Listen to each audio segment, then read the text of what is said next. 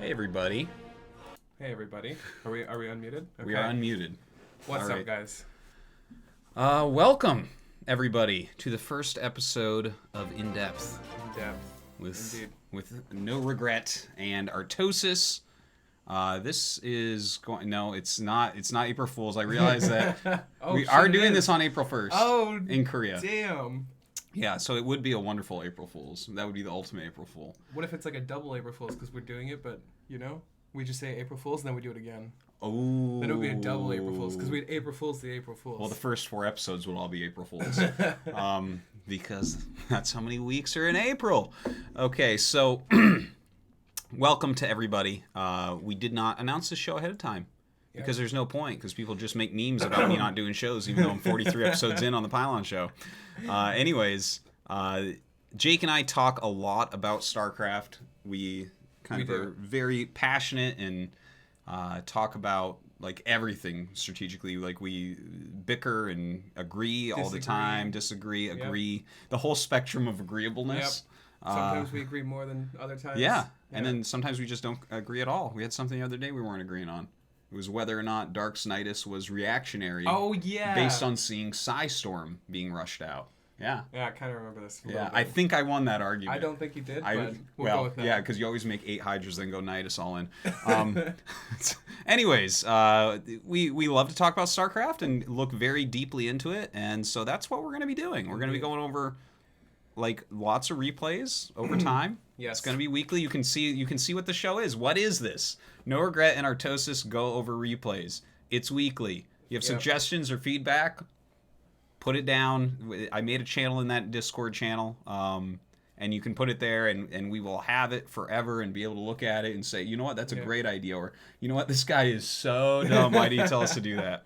Oh yeah. We're also talking about eventually doing some stuff where people can send us like shit they think is imbalanced. Yes. Specifically, and we will tell you why you're wrong. Yes. Or right in incredible situations. It's very true. We have a lot of episodes kind of already planned out of things that we want to look at, but definitely that's something that we're really interested in. We had a lot of fun right before BlizzCon. We did together something that had terrible sound balance about Rogue and his greatest game, so we had fun doing that. And then that was so good. Yeah. And then I made that the Heroverse Alive thing and just laughed at the fact that everyone thought that the game might be imbalanced. Yeah. And Jake agreed with me, and we kind of talked about it, and here we are. So yeah, I hope in the future we have some people thinking that the game's imbalanced, and we can go over those replays and show them why they're actually just playing poorly. Sounds good to me. Yeah. For submission Time Warp. Oh, did you watch that game the other day that I was commentating where I'm like, I wonder if we'll see a Time Warp because it's all spores and stuff, and he has a fleet beacon, Did so he not maybe. use it? No, of course he didn't. No one ever uses it. Why though? Like no one uses their energy anyways. Like, Yeah, it's true. Throw it down. It's true. They only use it for cloak. It's pretty stupid. Yeah. Anyways, let's take a look at what we're looking at today. Okay. Mm-hmm. So today's analysis.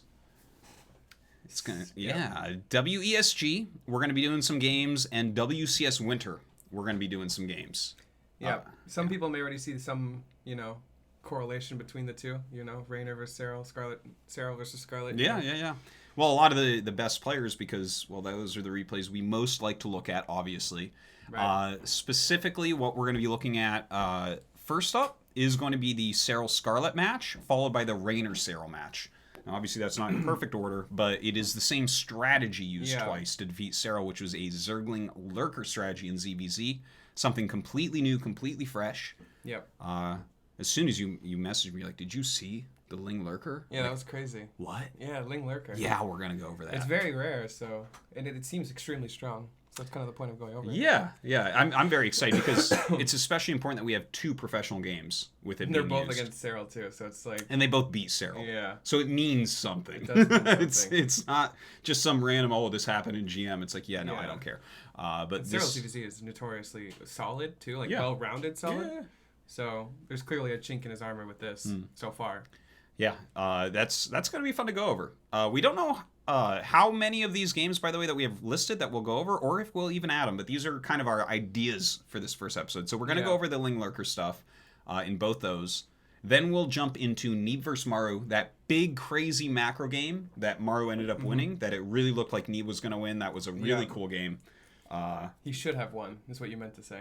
He should have. Well, let's look at it and see if he really should have won it. Okay. I think he should have. Well, it certainly looked like he was going to win. Yeah. I got really excited though when Maru took it back so that I could make snarky tweets about Terran players. Yeah. And then if we have time, we might look at the Scarlett Maru game that should have been a draw. Yes, I've heard. I actually haven't watched it, but I've heard a lot of good things. You didn't watch it? I have not. This would be the first time watching it. The last 3 days of my life have been spent watching that game. It's Well, so long. Hey, the organicness of it, you know. It's one of the longest games ever. Oh, really? Hour 21 minutes. Okay, well, if we get it, I'm ready. Do you know how long it takes to mine out a map? Not an hour and 21 minutes. Okay? So that was crazy. I don't know if we'll get there today. I don't know if we'll ever get there. We don't know. It's a long replay. We're flying by the seat of our pants here. So Yeah, we'll see how it goes. I think it's time to load up some StarCraft 2. Let's do it. Yes. Guys, help us spread the word. This is going to be fun. This is going to be a weekly thing that we're doing. As long as no one's traveling, I guess. I don't think I have any travel coming up. Do you? I don't know. I never go outside. It's okay. Yeah. All right. Let's get in there. Alrighty. Wow, you're so ready. I'm so prepared. He has an in-depth folder and everything. Oh my God! He's Look at ready. this, guys. Look at this. Okay, where's in-game? Nice. WESG to start Well, this replay. is your in-game thing working? It's okay. There it goes. Yeah, it just takes a second. Chill out. you playing on a potato? No, this is like the best computer ever. It just takes a moment the first time Ob sees the game It's probably to 'cause pick it up. This is full screen, right? Not windowed full screen? I bet. Oops. Oh, it's windowed Full That's screen. even weirder. Get out of my house. That's even weirder. I don't know. It always takes a while though to pick up. Like StarCraft 1 even takes a while. And this computer is better than all the computers in your pro gamer house. Is it though? Yeah, it really actually is. Okay, I well, bought we it can debate recently this for later. $3,000, so it's good. What if the guy just ripped you off though? Then I am so sad. But I knew I needed a big, powerful rig to stream StarCraft 1. That makes no sense, but yeah, we'll agree. Okay, let's look at this game. Now this, guys, once again, this is Serral vs. Scarlett from WESG. Specifically, we're looking at the strategy used by Scarlett, which is Ling Lurker, in ZVZ, which is not really a thing, but now it's a thing. But is it a thing? We're gonna find out. It seems to be a thing against Serral specifically. I think a lot of people are look at Serral and they're just like, how do we beat him? You know? Like, if you play a solid game against Serral, you're not having a good time. Yeah. Like, there's very few people that do that and succeed with it. Even Rogue, one of the most solid ZVZ players, has trouble doing this. Yeah. So, when you go into a game against Serral specifically, you're probably thinking what unorthodox strategy can take Serral down. Yeah. It has to be good. It can't just be like, well, I'm going to 12 pull him and I'm going to win. Like, it has to be something Serral hasn't seen enough to practice against, because once you practice against it, it's way easier to hold. I want to speak to that for a moment here, because Valencia of last year is where Scarlett really nearly took Serral out, right? Kind of right in the middle of his gigantic run of last year. Right. And she did it heavily off the back of Ling Muta, Yes. which the Europeans don't really play so much, but on the Korean server, it's much more common. Right. And I found, and it's all of us at the time were like, yeah, it seems like this is kind of a good way to do it because he doesn't have as much practice against this. But, also just the mobility of it seemed really strong, especially on the maps that she did. But It was actually less popular back then, too. This is when people were kind of getting back into it, especially mostly Koreans, I would say, or North Americans. But you're totally right. Europeans are more into the solid Roach Hydra, Viper, late game, just play the game out, or Lurkers. But you very rarely saw mutas in general. I actually think mutas were less valid now than they are before because of the Nidus. So we actually see them less. This is almost like an adaptation already, like Lurker Ling, because mutas are less viable. Because the Nidus will just come out and kill you, right? Like, you can unload everything. All right, that kind of does make sense. Now, I'm really glad that we have 2 Ling Lurker games, because when you get just one, like, for instance, one of the games that I'm really interested in that maybe after this GSL season we can get is that Psystorm game, the PvP. I don't know if you saw that, where SOS went Psystorm PvP. I feel like I did. Just straight up and wrecked. It was Really? Okay, that would be really interesting. It was wild. There's actually some really sick games we can go over. Yeah. When we do the GSL episode. Yeah. We'll just do one episode of. Well, we'll try to do a GSL, so we can't promise.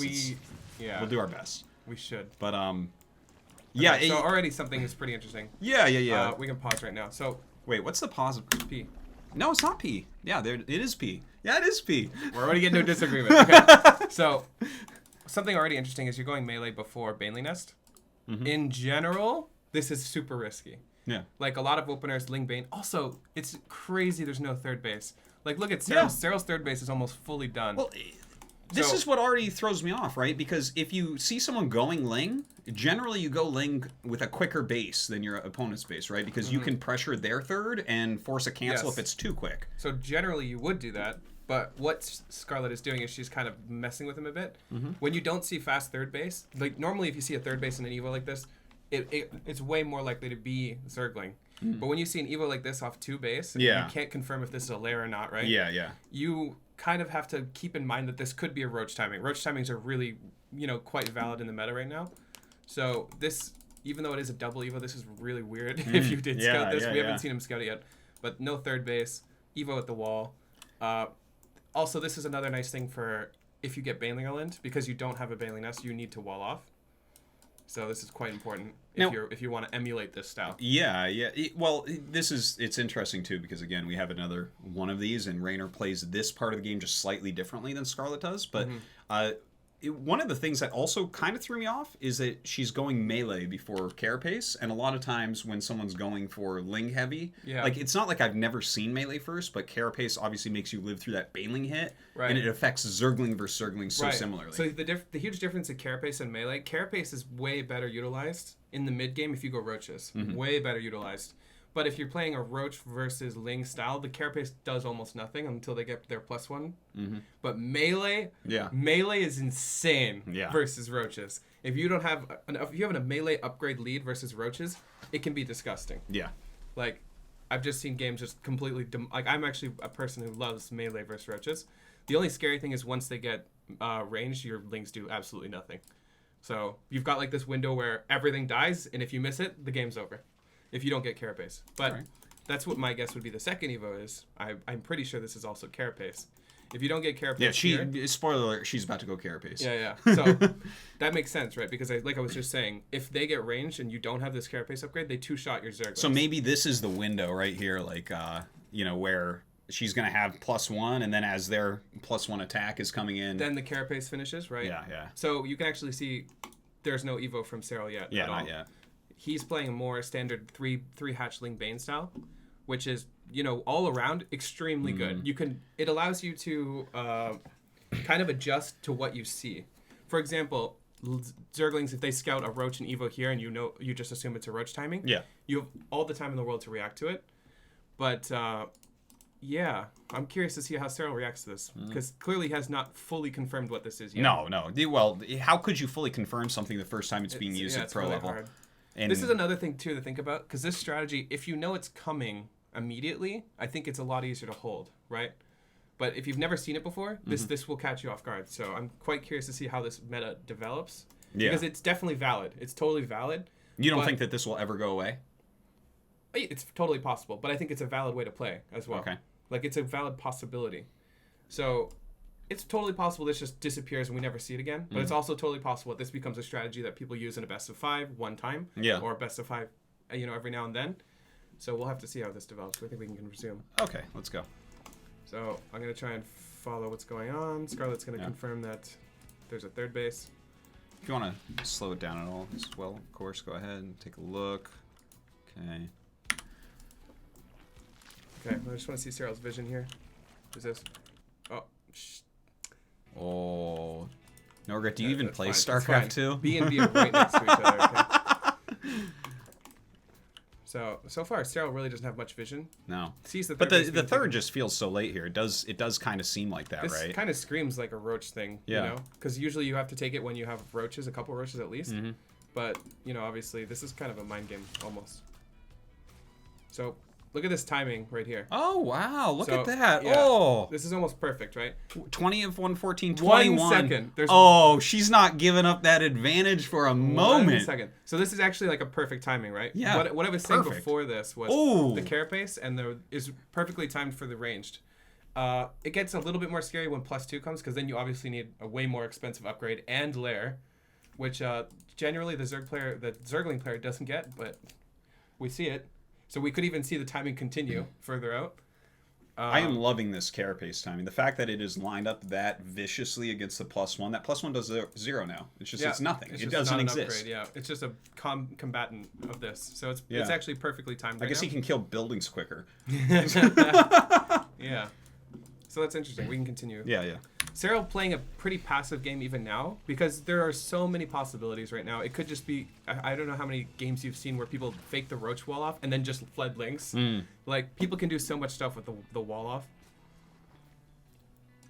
But yeah, so Serral actually has quite a few Zerglings, I would say, for a normal game. This is quite a few Zerglings to not push out because I think he is a little scared with the fact that the third base was so late.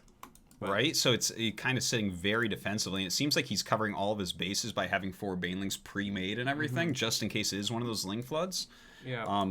Also, I do want to point out, hold on, there we go. So she's continuing directly into the +2, so obviously, you know, we call this Ling Lurker, but it's very clear that Scarlett is very into having those Lings, which is really cool. And just the speed of the Hydralisk Den, the fact that the Hydralisk Den is going to be finishing and the Lurker Den starting as the layers finishing here. I mean, obviously that's very, very quick. Yeah. I think this is also to prevent a lot of timings that Serral can go for. If you think about timings that Serral can go for, usually +1 is like a pretty big timing that you'll have, right? She's prepared for that. She has 1/1 Links. She will have Hydras even if she wants to. Ling Hydra, not the greatest, but better than just Ling. I heard it's good in all the matchups. I don't know. It can be, but if, for example, if Serral was going Roach Bane, Ling Hydra gets absolutely demolished. All the Lings just die, and then there's just Hydra versus Roach. Well, that's one of the main things I was thinking about during this, is what if you did do some sort of, like, Roach timing comes out and you actually bring a few Banes with it. It seems like this could be, you might hit a nice little window against this. But see, I think the real, the big thing for Scarlett is her mobility. So if you were to do something like that where you're going with Banes and Roaches across the map, these Ling counterattacks are just devastating. So really, Scarlett just wants to rush Lurkers. She wants Lurkers so badly so that when she can be as aggressive as possible with the counterattacks, she knows she's never going to die. Yeah. And I think that's literally how this game goes. Yeah. So we'll see her, poking around, prodding, seeing what the army composition is made of. She's getting her Hydra Den. Another nice thing to note is when you do this, you're safe against Mutas as well, generally. Ling counterattacks are really hard to deal with Mutas because you can't ever be aggressive with them. But as you said as well, Muta's a little bit more out of the meta due to Nidus play. Yeah, a little bit more out of the meta. Yeah. Okay, let's look at a little bit more here. Maybe slow it down a little. Yeah, so she's just kind of poking and prodding, seeing what's up. She's not being suspicious even now. Like, this is not a suspicious amount of Zerglings. If we look at his vision, he doesn't really know anything, right? He knows there's a lair, knows there's double Evo. He sees this many Lings. That's not a huge tell on what's going on. But he sees +1 melee. So what are you thinking right now as Serral, do you think, with the +1 melee? Are you thinking Mutas are coming? It could totally be Mutas, right? But he's not doing anything to prep for Mutas. Not yet. 0. Yeah. He's not even scouted, really. I'm a little bit surprised about Serral's lack of, Overseer scouting. Usually when the lair finishes, you see an Overseer scout immediately just to confirm it's not Muta. So either he's just so fucking smart and knows exactly what it is right now. He did scout the lair, right? Yeah, so something got in here. I didn't see what it was, but yeah, he knows there's a lair. It's just he didn't see any additional tech with it. So did he see 4 gas? Did he see 4 gas? Let's check. Well, let's check. Yeah. Wait, V. There it is. Yeah, he saw 4 gas. This is so he saw this. Let's actually go back and look. This is the wonderful Muta, things. Right? This is like 100% okay, I saw it. There it is. What was it? It's this right here. Oh, okay. All right, let's watch it. This is gonna get the scout off. Hold on. Here we go. Okay. Wait a minute. How did that happen? Amazing scout. What? I have oh, here it is. Okay, never mind. Okay. So right now, let's see what he. Oh, he's already seen the layer. When did he see the layer? So this is the spire looking Overseer. So this Overseer is looking for the spire. Okay. Let's see. You can control F on that and it'll follow it. Be smooth. You gotta hold it. Okay, well that just dies anyways. Okay, well that didn't really do much anything. So he's Hydras. Okay, well that's already a big tell. So no Mutas. We're great at observing, by the way. This is amazing. Hey, I was doing good. You're butchering this. Let me do this. All right, so I've got the observing abilities now. So he's seen Hydras. This is already 100% not mutas. At this point, it's really hard to understand. If you've never seen this before, it almost can only be what it is. Ling Lurker, right? It can't be like Roach Hydra. It could be, unlikely though. Usually you would see it would be like a tech down, like a tech up into Hydra, then backwards into Roach, and that's not really a thing. This is like Hydra before Roach, which doesn't make any sense. If you look at how many Roaches Serral has, like, it's not that many. This is his whole army, right? He doesn't have his Roach upgrade yet. There's nothing he can really do to put on pressure now. Let's look at the units real quick. Okay, 5 queens. This doesn't seem like too much, but the Nidus comes up here, right? So like he's seen the lair. He wanted to go in with that Overseer to see if it was mutas, and I mean the only way it's going to get plowed down before it gets a scout is by something like Hydras, right? So what is it about seeing the Hydras that makes Serral want to go Nidus, or was he just always going to Nidus? He was doing this before. I think this is just the aggressive potential, like, because he probably did think it was mutas until he saw the Hydra. Yeah. This makes the most sense if you're going up against muta. He saw 4 gas, he saw a lair, didn't see the spire. Once he saw the Hydras, crossed the mutas out. But the Nidus is still in production. You can still utilize it. Hydras in general are not that good unless you go Lurker. Yeah. Which, does this timing work out where she has Lurkers before the thing goes off? I believe, well, I've watched the game, so I don't believe that she actually has them. Okay. Another thing is with upgraded Lings and Hydras, you can kill the Lurker. Ling's super mobile, or you can kill the Nidus. Lings are super mobile. It's way harder to kill them with Roaches because Roaches are just slower. Lings, it's very rare that you just kind of don't see the Nidus at all. She has really good vision too. Like if we look at her vision, she's gonna see an Overlord come in from almost anywhere, right? Just about. She's got vision here. Yeah. She has vision all the way around her base. The only place she doesn't have vision is over here. Yeah. And this is far enough away that she could totally defend it with. Yeah, and maybe down here as well. Yeah, like these are far enough away that it would never kill her, and it probably would buy enough time for her to go Lurkers. Yeah, get the Lurkers up. Okay. Okay, so we can continue. I feel really helpful in this game. I'm a champion P pusher. So yeah, if you hold Control F, look at this. Ooh. Damn. We gotta get Shine fired. Okay, here's the Nidus Swarm. Yeah. That was pretty good for Serral. Yeah. We're gonna slow this down a bit. Jeez, your missing keys are throwing me off. Oh, sorry. So, yeah, these Lurkers are out for the defense. This is it's far enough back. If you see this as Scarlett, you're like, oh my god, this game could not get any better. You know how bad queens are against Lurkers? It's just, they can't retreat. They're so clunky. They're blocking your Roaches. Like, in every way, they're awful, except for when it's Roach versus Roach. This is 100% looks like he wanted to do. What was this attack supposed to do? Mutas. This would kill Mutas 100%. Yeah, so, but he scouted that there was Hydras. I think at this point he's just like, what's going on? He doesn't really know. Because this is, okay, had you ever seen the build Scarlett's doing before this game? Before this, never. I've never seen and it. She lives at the same house as you.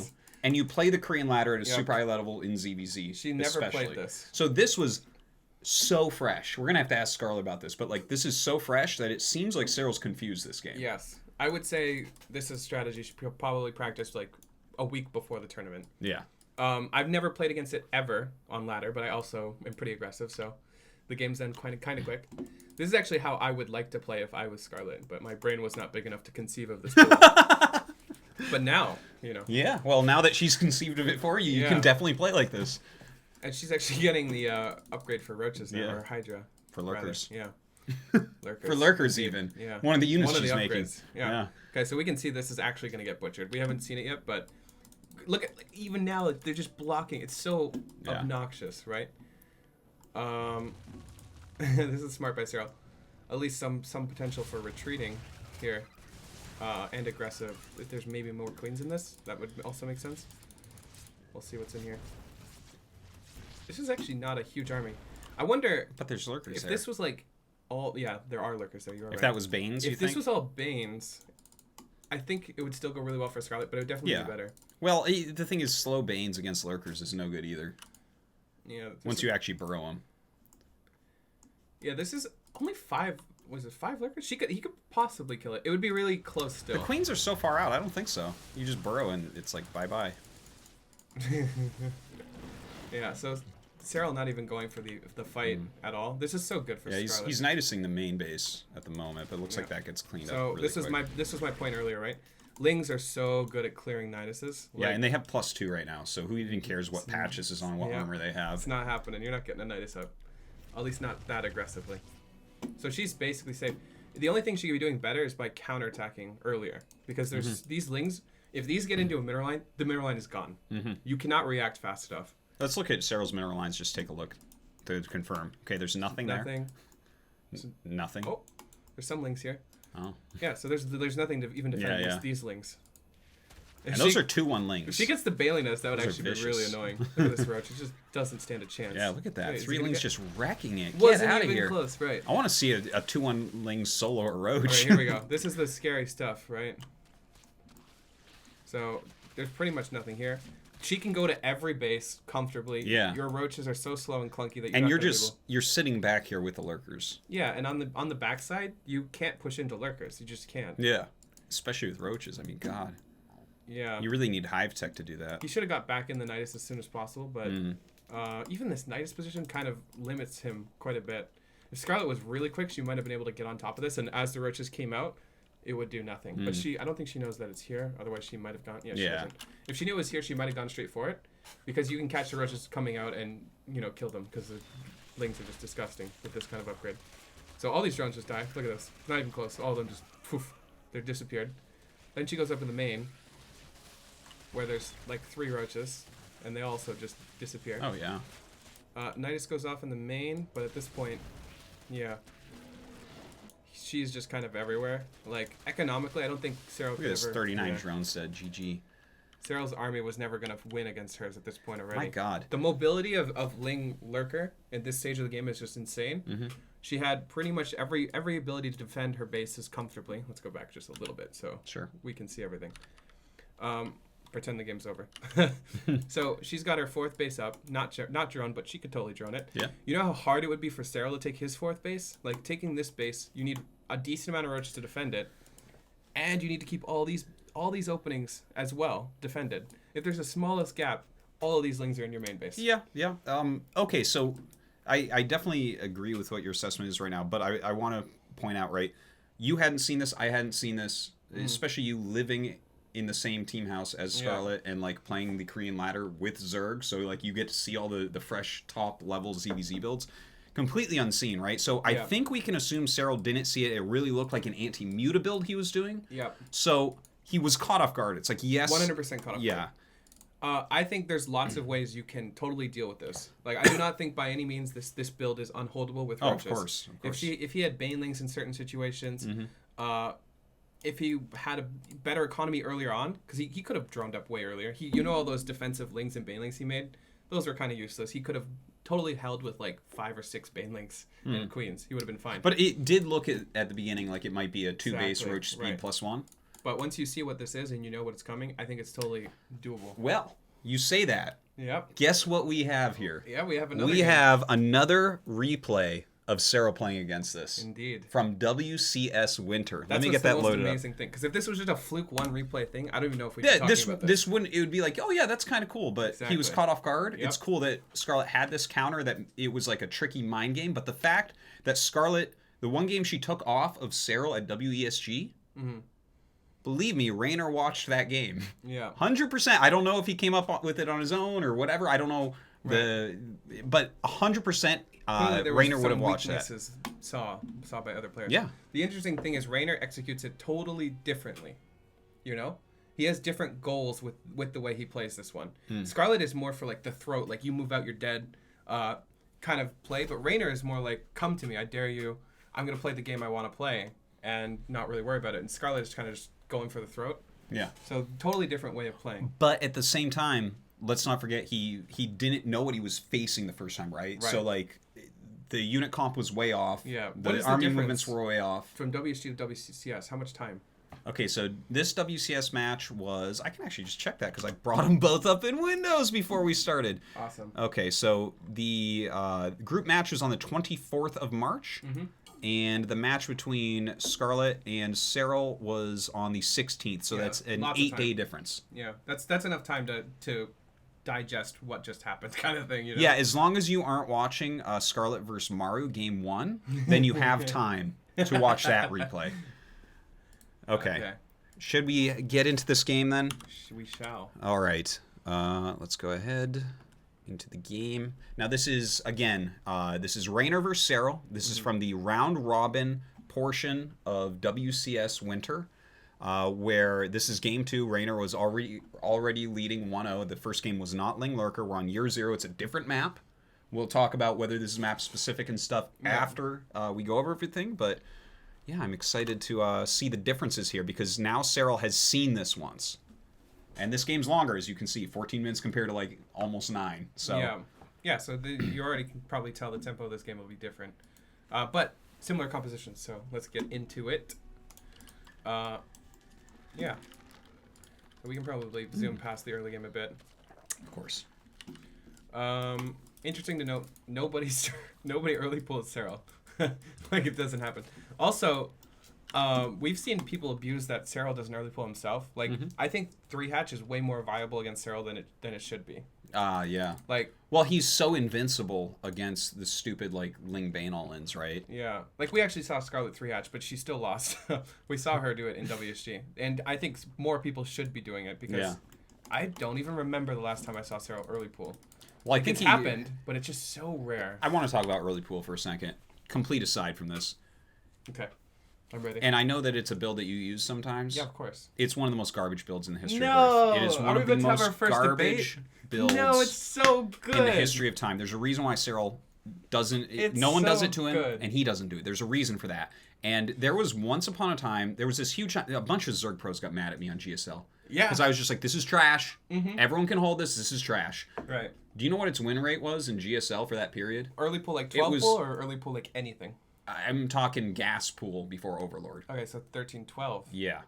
Well, whatever it was at the time, I don't even remember how many drones. No, it was that. It was 13-12. Yeah, that's my It was like 0% wins. Like, so everyone good. that did it, every game died. It's a terrible build. Yes.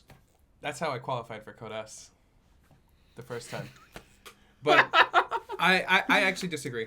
For a few reasons. I think that if you know it's coming or if your opponent is prone to doing 13-12, it's bad. But if you are one of these people where you're Serral and you throw it out randomly, you usually can do enough damage to make it work. 13-12 is a bit different. It's very map specific, 13-12. Usually the biggest important thing here is the creep to the ramp. Right? This is the most important thing. If queens can just get here really easily, the game just ends. But there was one map, kind of similar layout, that had like this massive window. There's been tons of maps. Was it Newkirk? Possibly. There's been so many maps like that. 13-12 is disgusting on those maps. Okay. Because you can never hold the ramp, right? So you lose your nat 100% of the time. Yeah, no. And once you lose the nat, it's totally this player's game if they're doing it. But anyways. Well, I'm going to keep my eye out for 13-12s and ZVZ, and we're going to go over the replays. And we're going to see if this works out for these players. They're probably the only player that would probably do it with Dark, I bet. But I guarantee you Impact would do it. Impact, I guarantee you. Actually, some of our games were 13-12 versus 13-12. In fact... So, Listen, you get back into Code S and do it a couple times, and we'll go over that. Actually, I 13-12'd in Code S, and I got destroyed. I think it was against Sue. Ouch. But, it's Sue. So. All right. Enough digression on 13-12. The better build, if you're going to early pull, is Eco 12 pull, because it's just so much better. You actually you can actually kill like 3 drones and be even. Yeah. Like, you don't need to do much. Forcing the drone pull down here and like killing them, it's so good. Also, there's so many things it could be before you fully scout. Like this it could be like 12 pull Bane, could be 12 pull speed. It's probably the only variant that you can actually play comfortably, and that's the most common early pull, I would say, out of all of them. Yeah. But yeah, continuing with this build because it's not early pull. No. That's right. Yeah. I think the most viable thing you can do, though, to abuse people not early pulling is 3-hatch. Because obviously you early pull against 3-hatch, they're dead. Okay, so already starting thing is melee. Yes. One interesting thing already is it's not in the wall. Yes, this is one of the main things that I wanted to bring up right in the early game here, because obviously with Scarlett, a part of the power of the build when she did it was that it looked like it was like a 2-base layer, could have been roach speed +1, something like that, or just a 2-base build in general. You just had to keep that in mind, but yeah. But yeah, this game surprisingly looks more like 3-hatch Ling Bane. Yes. This could have been a Baneling Nest here, could have been a Baneling Nest anywhere, right? Like, this totally just looks like Ling hatch, 3-hatch Ling Bane. Yeah, so is this another version of Mind Game, right? Because instead of making it look like a 2-base build, it's a giant map, obviously. You know, this one takes a long time to get across year 0. And the fact that Reynor takes a third and doesn't show that, because you don't always put the Baneling up front. Like, a lot of people do put it up front because it kind of makes a micro-obstacle and stuff, but he hides it, which is totally fine, and then you don't know is Serral. So it looks normal still. Totally. Serral definitely doesn't know that this is Ling Lurker, obviously. Totally, it looks like Ling Bane. And also, depending on how Reynor opened the first game, it would look probably very similar, if not the same. This is kind of like the mind games with TVP, where like you proxy one game, and then you just build the barracks in like a place, and they think it's a proxy. This is probably similar. Interesting. I actually like this variant a lot more. The only thing is this variant will die if they Ling Bane on you. It will happen. There's no possible way Reynor holds 30 Lings, 5 Banelings with 2 Queens and this many Lings, Never gonna happen. So, but Serral never does that, right? So this is kind of like a Serral. You're playing with Serral. If you were doing Dark, you would not do this build. Or if you're playing Impact, 0% chance you see this. Yeah. If you do, you wall because you don't want to die. So specifically this variant would be weak against that, whereas what Scarlett did, the More later safe. third base and all that, She almost checks that box off. She's like checking boxes off left and right. Yeah. No third base to be abused. There's a wall off. She can just build the full wall. She's just way more passive. Reynor is more YOLO as hell right now. He could be confident about it, or he could just know that Serral's probably not going to Baneling on him here. So Serral did make a little group of Lings, nothing too much it looks like. It's interesting to follow Reynor's camera. You can see what he's looking for. This is quite nice for... Was that a Baneliness that he just canceled? Wait, I want to see that. Back. That's interesting if he built a Baneliness and then canceled it. Okay, Evo. I wonder if this is the same Evo. You know what I mean? If this is the Carapace Evo, you know? Well, he cancels it. Yeah, he does. Yeah. It looks like it's supposed to be. He actually, spoiler, he doesn't get Carapace this game. Damn. Yeah. I wonder if he's just trying to play safer, maybe? I don't know. I don't know what this... If he cancels it and builds a Bailing Nest immediately, he might be scared. But, okay, never mind. He just cancels it. Yeah, he just cancels it. Was there any possibility you thought he needed a wall? It wasn't in the right position for a wall, but... That gas doesn't hug the bottom there, right? No. Oh, wait, does it? Pause it. Go to the natural. No, there's a gap. Yeah, no, there's a gap, so... There's the Bailing Nest. I don't actually know why you build the Bailing Nest now. Thinking about it, unless... Like, realistically, unless Reynor's just constantly... Or Serral's constantly pushing units right now, this Bailing Nest is not going to finish for how long? Yeah, long time. 43 seconds. You're probably 42 dead. and a half seconds. Okay, my bad. 42 and a half seconds. You're probably dead if Serral's just going for the Bailing all in. Unless this is just part of the build where you want to have it. So, it's not like a safety Bailing Nest. I think this is actually just part of the builder. So yeah, Reynor's going We got to put on a tab I like. Oh yeah, my bad. Resource tab. I'm like, do you actually look at that? I did not mean to change it to the resource tab. All right. So we'll look at vision. Vision over here. So both players have full vision, kind of. All right, melee finishes just about now. Okay, so it's kind of rare that you actually click on links to see if they have melee randomly. It's when you lose a fight and you're like, wait, why did I lose that fight so distinctively? Sure, yeah, you know what I mean? that when I'm playing Ling Bane, I'm like Ling Baning. I don't just like, oh, he's got one, you know. So it's kind of rare to just know he has melee. Even now, I'd be yeah. amazed. You don't always click on units to check upgrades. So we can probably see if he does at any point click on the links, but I think if he ever had a prolonged moment where Reynor was attacking, like even a building, you can look at that and be like, wait a minute. Yeah, that's dying too fast. It takes a few seconds, but then like when you play enough StarCraft, you actually notice those things. Yeah, so right now, I actually really love Serral's position. Like, okay, let's take a look and see why. So economically, I would say they're pretty similar, right? 58 to 63. He's actually ahead. Upgrade-wise, he's doing good. He can start his +2 immediately after. Yeah, and he's going to have +1 against no Carapace. Remember, Scarlett timed out Carapace? Exactly. Yeah, so far, I actually don't mind Serral's position at all. He's getting vision. He's scouting for anything that could kill him. Reynor hasn't been able to do any aggression, probably won't be able to do any. So far, I just feel Serral... And as far as he knows right now, Reynor has a Roach Warren. Yeah, like, this is right around the time where you're actually going to start building roaches, right? So nothing should look off, but this unless he clicked on a link and saw the melee, which is still very rare. Like, I'm not... It's possible, though. It's possible, but the kid has a lot of APM. He might. I think we probably would see a different reaction, like possibly a second Evo if he did click on melee. because you don't need to worry. The only reason why you don't get 2 evos right away is just like Roach versus Roach. It's kind of greedy. But you're not really worried about just dying to Ling Bane Ling. Like, yeah. That would be insane. All right, let's play it for a moment. Let's see this Overseer going through. Yeah, so I'm just going to play by his vision to see what he looks and what he clicks on. Okay. That's already really sus. Yeah, I'm going to use the word no sus. gas. He has no Totally gas in sus. his main. All right, sees the Hydra Den, sees the Lurker Den. Okay, so he knows everything. This is the moment. This is the actual real important moment here, right? So it's far less gas than what we saw from Scarlett, by the way, which is kind of interesting already. But, like, there's the 2 things I want to mention, right? He's seeing the Lurker Den right as it starts. Yep. Okay, he's not behind right now at all. And he did play against this one time. And he even, like, there's no question what it is, right? You see Zerglings popping.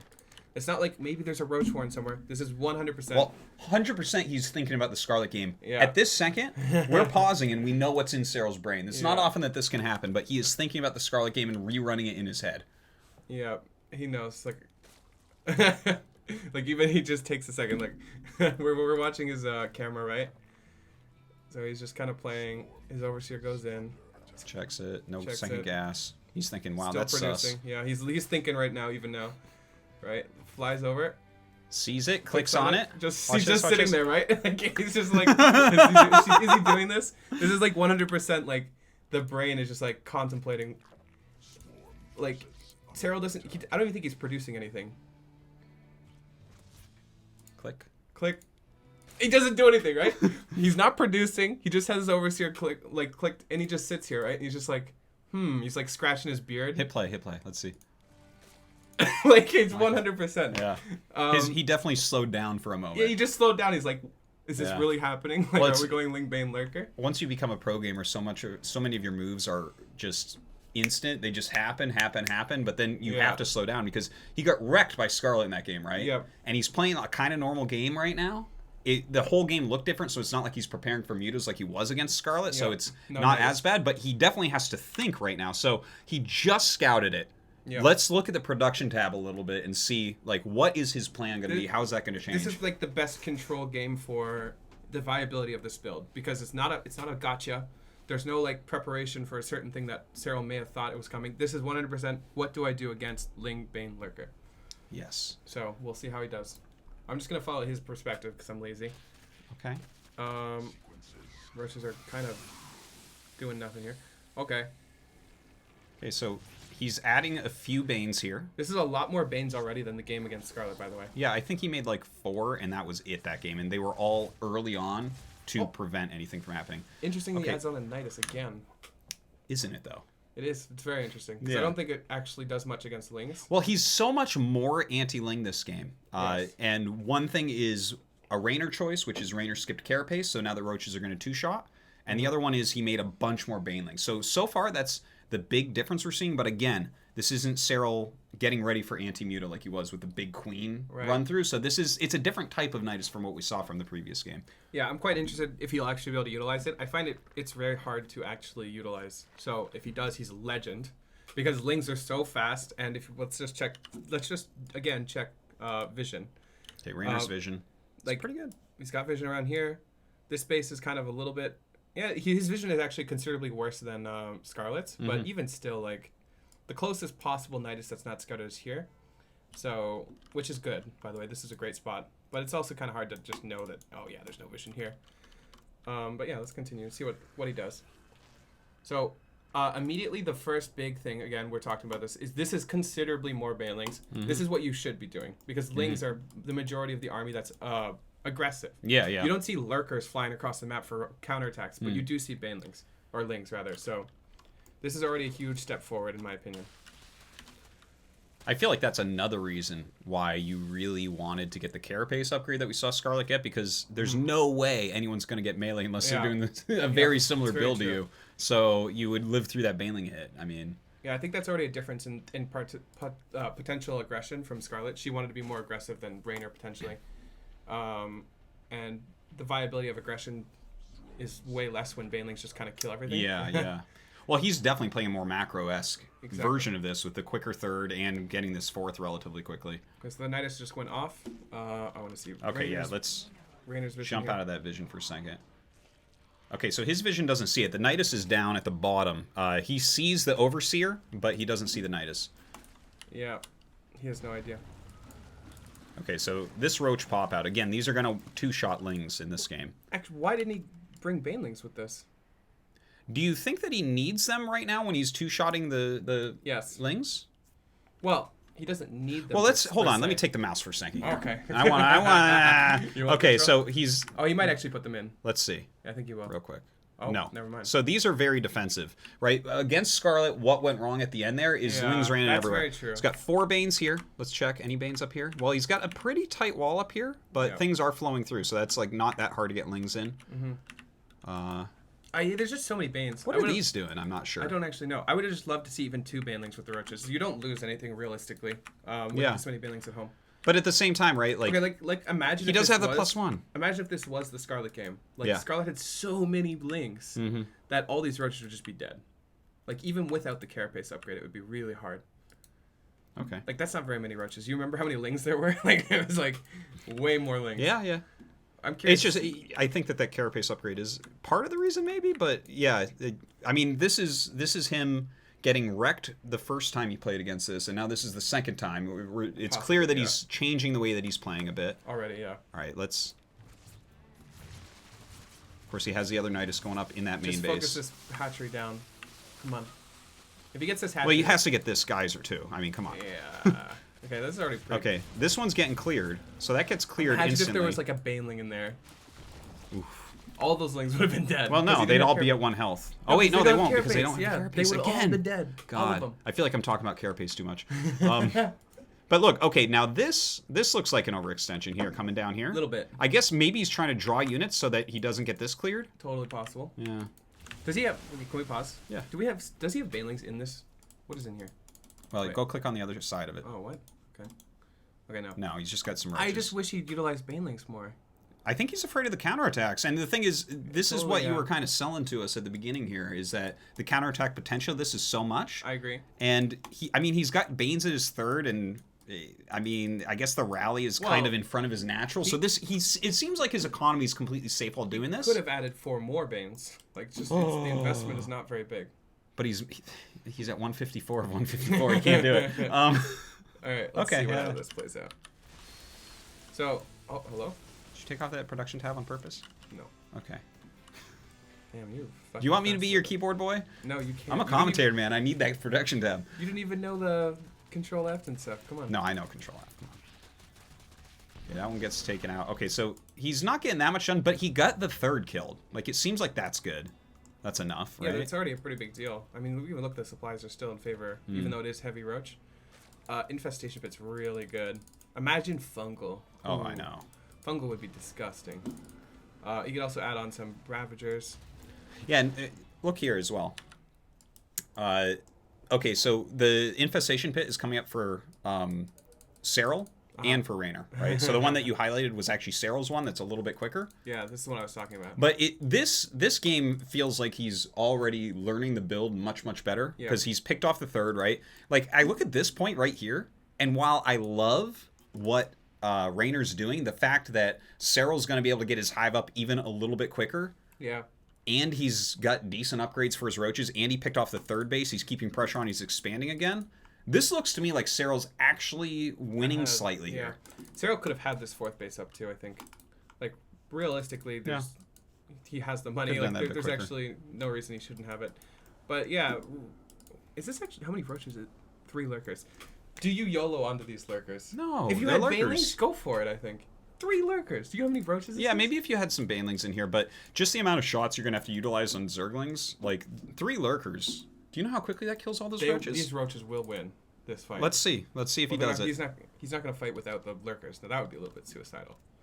Wait, what? Like, or without Banes.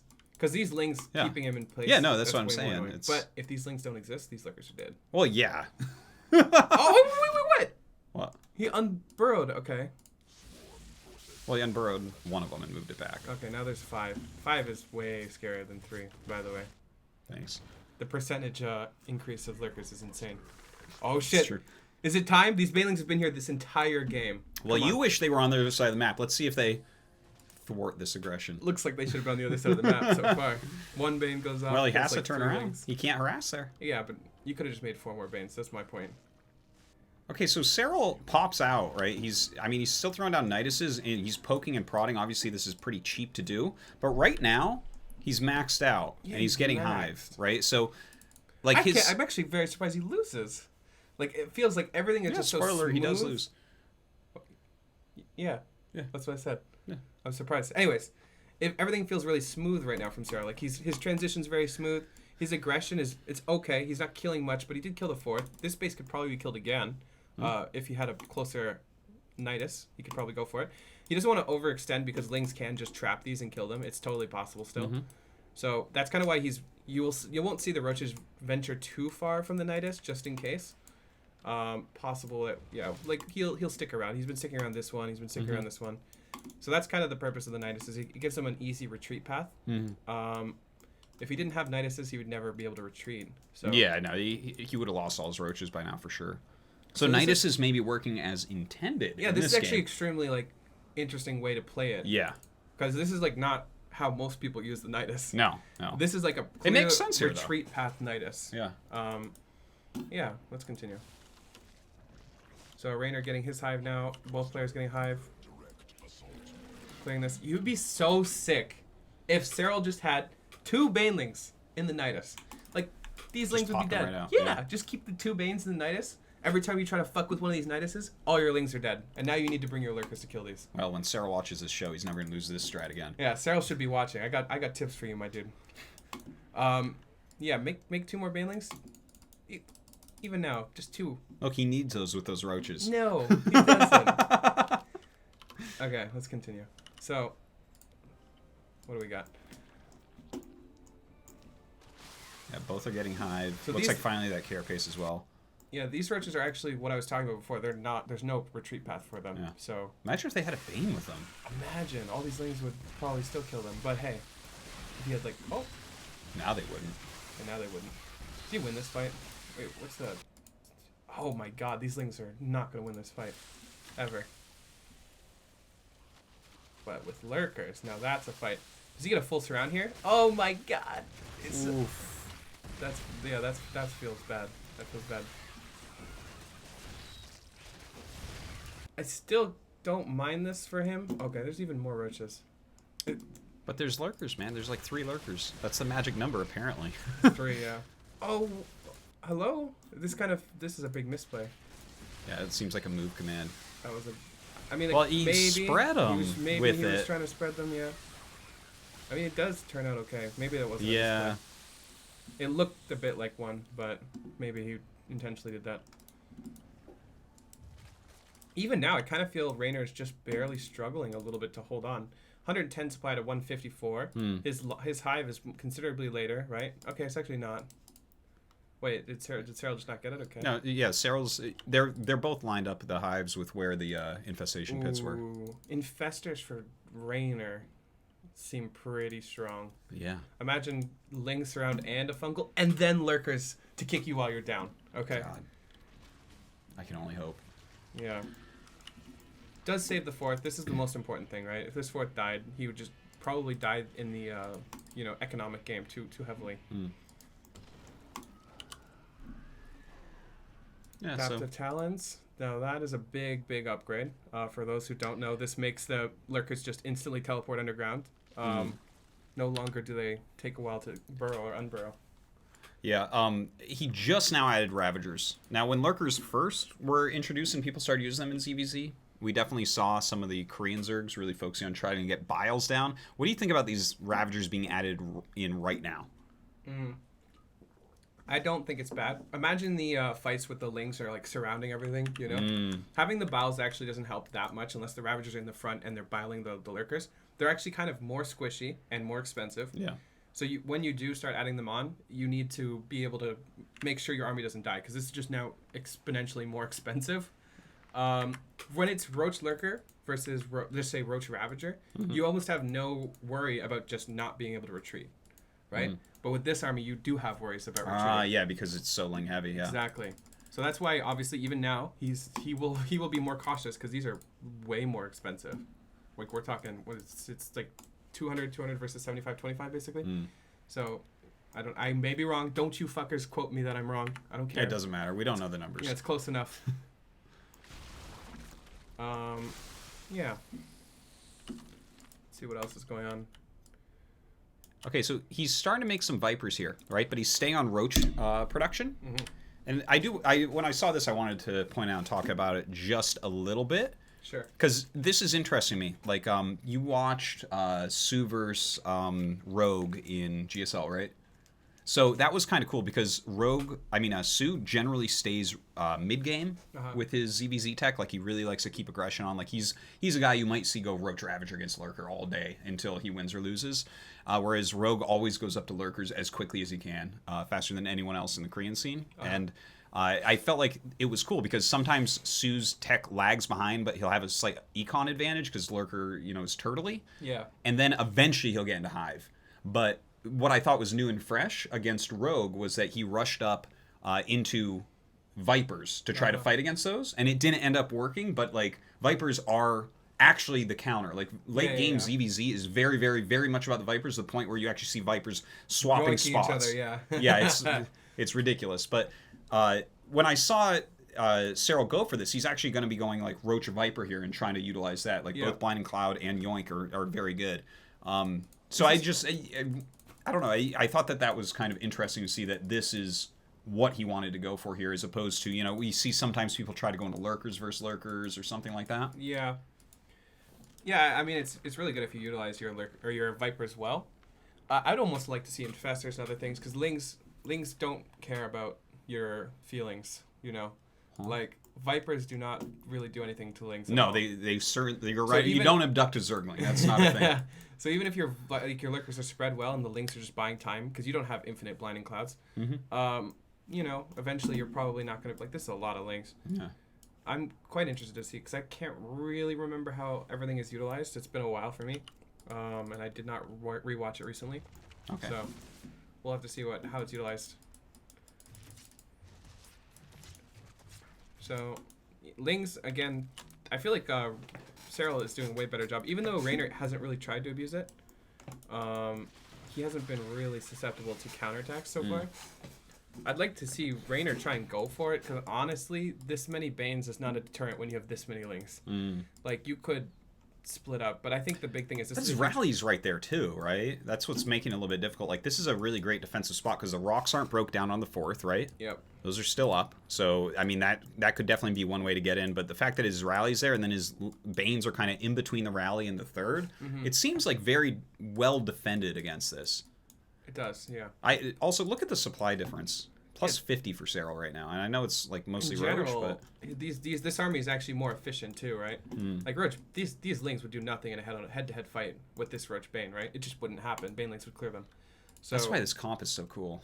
Yeah, it's quite the interesting. fact that he's playing way down in supply against Serral basically the whole time. Adrenal glands and +3. This is getting kind of scary, but adrenal gland Lings do not care either about your feelings.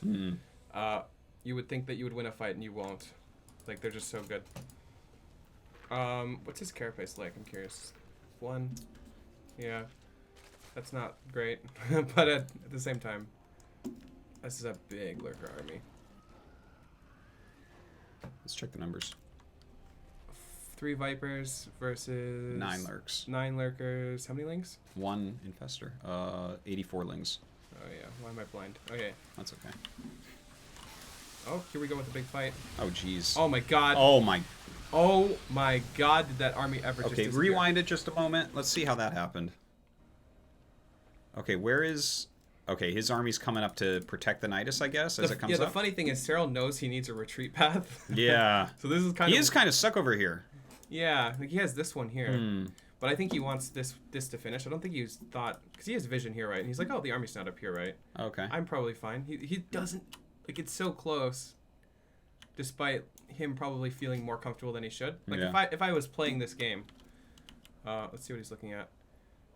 He's moving his overseer to see over there, and then he sees one. Really, it feels safe, right? It does. You don't think your army's going to die here. Yeah, you're not going to die in 2 seconds. You've got to... We think. You would think so. Okay, let's watch what happens. Okay, so he sees all these Lings are coming. He's like, oh, they're coming. Shit. Yeah. Now he's like, oh god. And then the fungal. Oh, he doesn't even look at it. He knows it's all dead. Look at that. He knows it's all dead. Cheers to the world champion. He's just so good, yeah. You know, when this type of engagement happens to me, you know what I do? You stare at it. I bring my screen over and I don't even click anything. I just get really angry and watch it all die, and then I just kind of shake my head for a moment afterwards. But he just is like, that's all dead, and then he's up here. It's smart, right? He's good. He's basically like, how can I salvage a terrible situation, right? Yeah. Like, it's like, I'm still going to try to win. Yeah. Damn you, Serral. This was really good by him, obviously. There's no reason to look. You're not going to save any of that.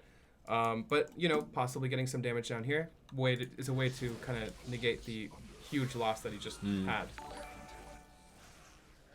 It's not really that much, though. Like, these are already so softened. He gets surrounded again. Yeah. Like, just, I mean, yeah, you killed the 3 lurkers, but they're so soft that the Ling's just come and eat. What, he kills 4 drones and a couple lurkers? I don't think that Reynor cares. Yeah, Reynor doesn't. Now, look, Serral is staying on Roach. Yeah. Do you like that? I like it. I just think he needs to utilize these better, these banelings. He needs to be less scared of... Did he need a second Evo, by the way?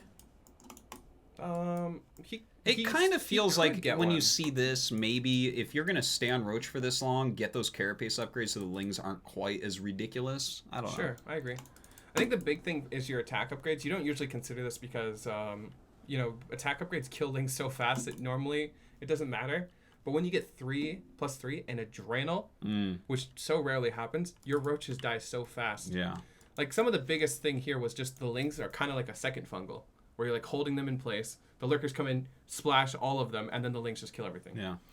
Now, this replay we can see only has 2 minutes, 30 seconds left, but I want to mention and ask, like, if Serral, like, if this game just went on and on and on from here... Yeah. I feel like Reynor is perfectly lined up to get an Ultralisk Cavern. Yes, 100%. And there's nothing that will stop that. Yeah. +3, chitinous plating, speed ultras running around against... I don't care. And he's got your Roaches Lurkers. could have 5/5 upgrades. I don't care. It doesn't matter. Oh. Oh, no. Yeah. At this point, he's already kind of...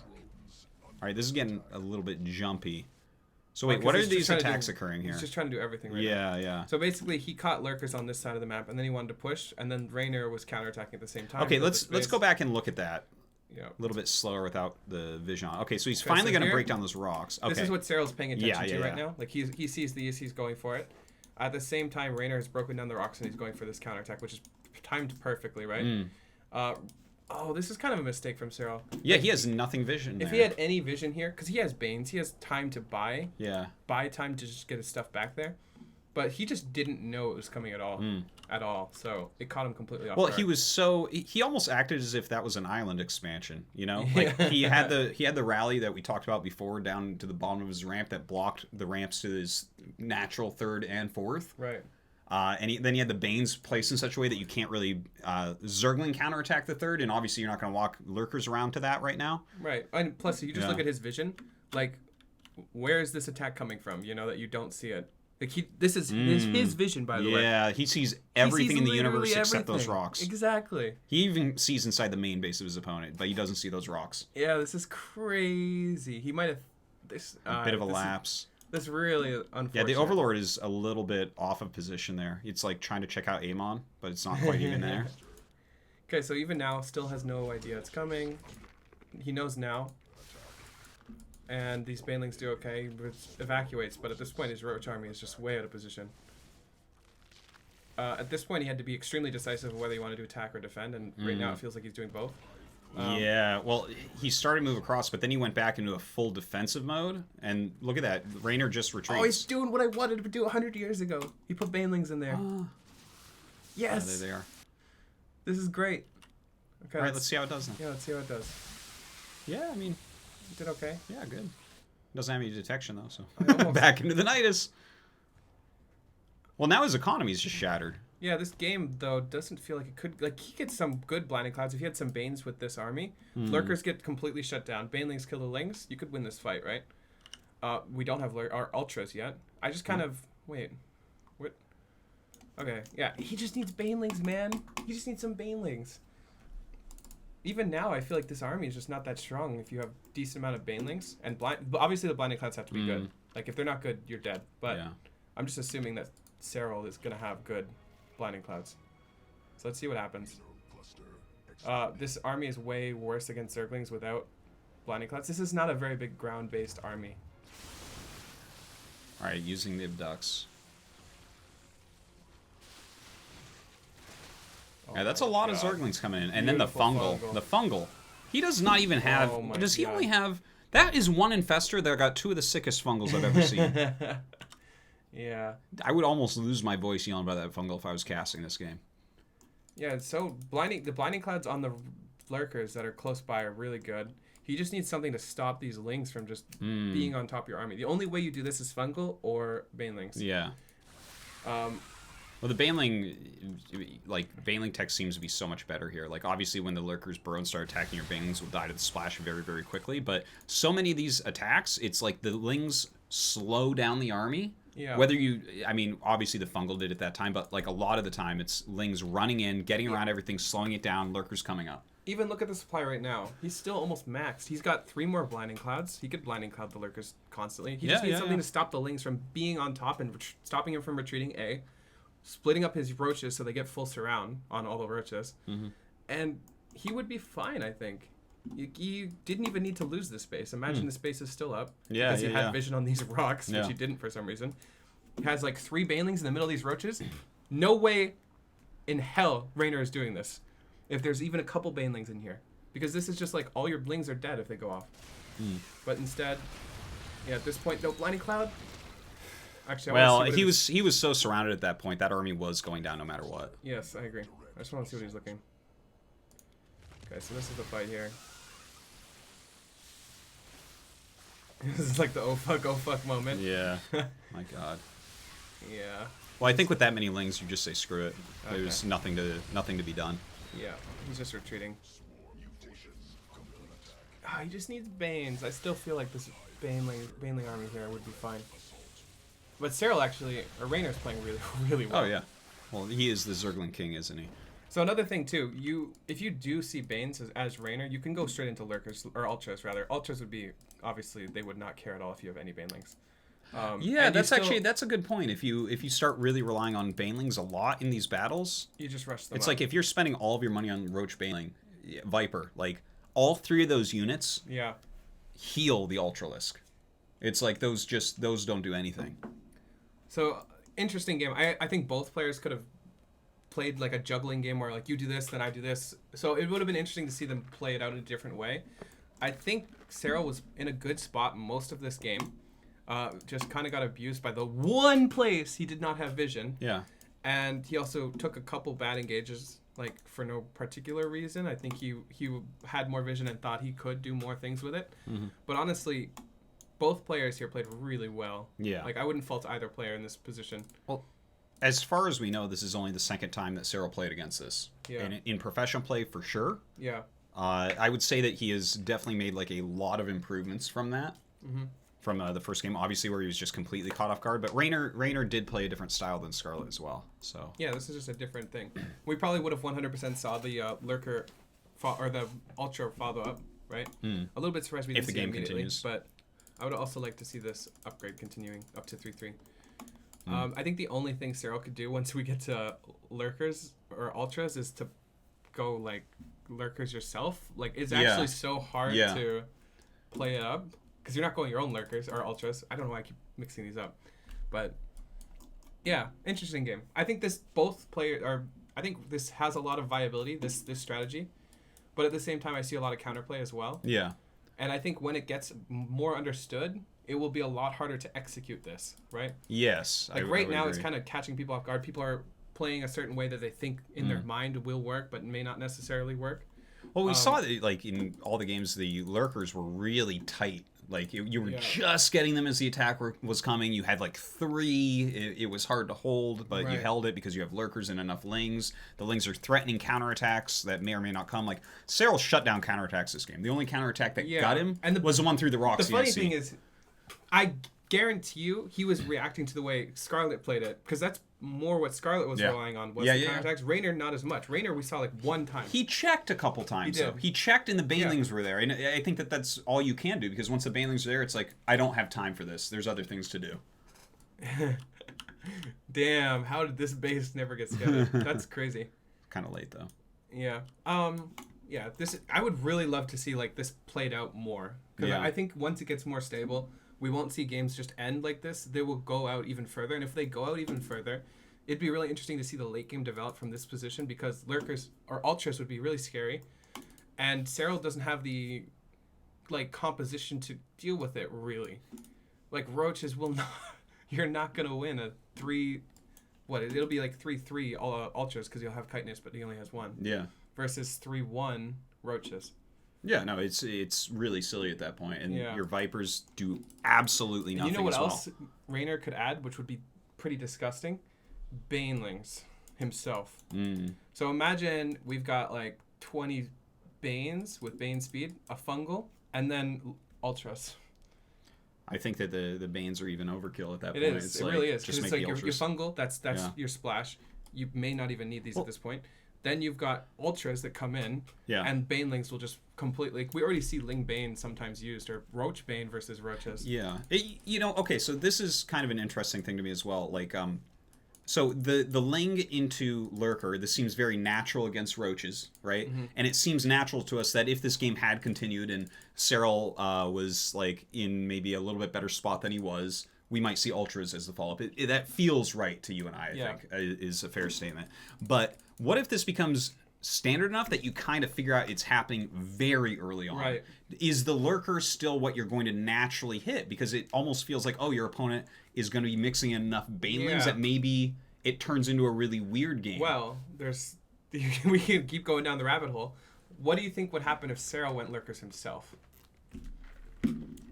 Well, it's really, really fucky, because these Lings will not do anything. Well, I think you stop making Lings at that point, and it might turn into a very regular late game where it's Lurker versus Lurker, then Viper Lurker versus Viper Lurker, and then Hydras get mixed in, and it gets really complicated. It turns into one of those games where it's like, there's just so many different compositions that work against so many different compositions that Serral adding Lurkers will force Reynor to change his army composition, and it would be really interesting to see.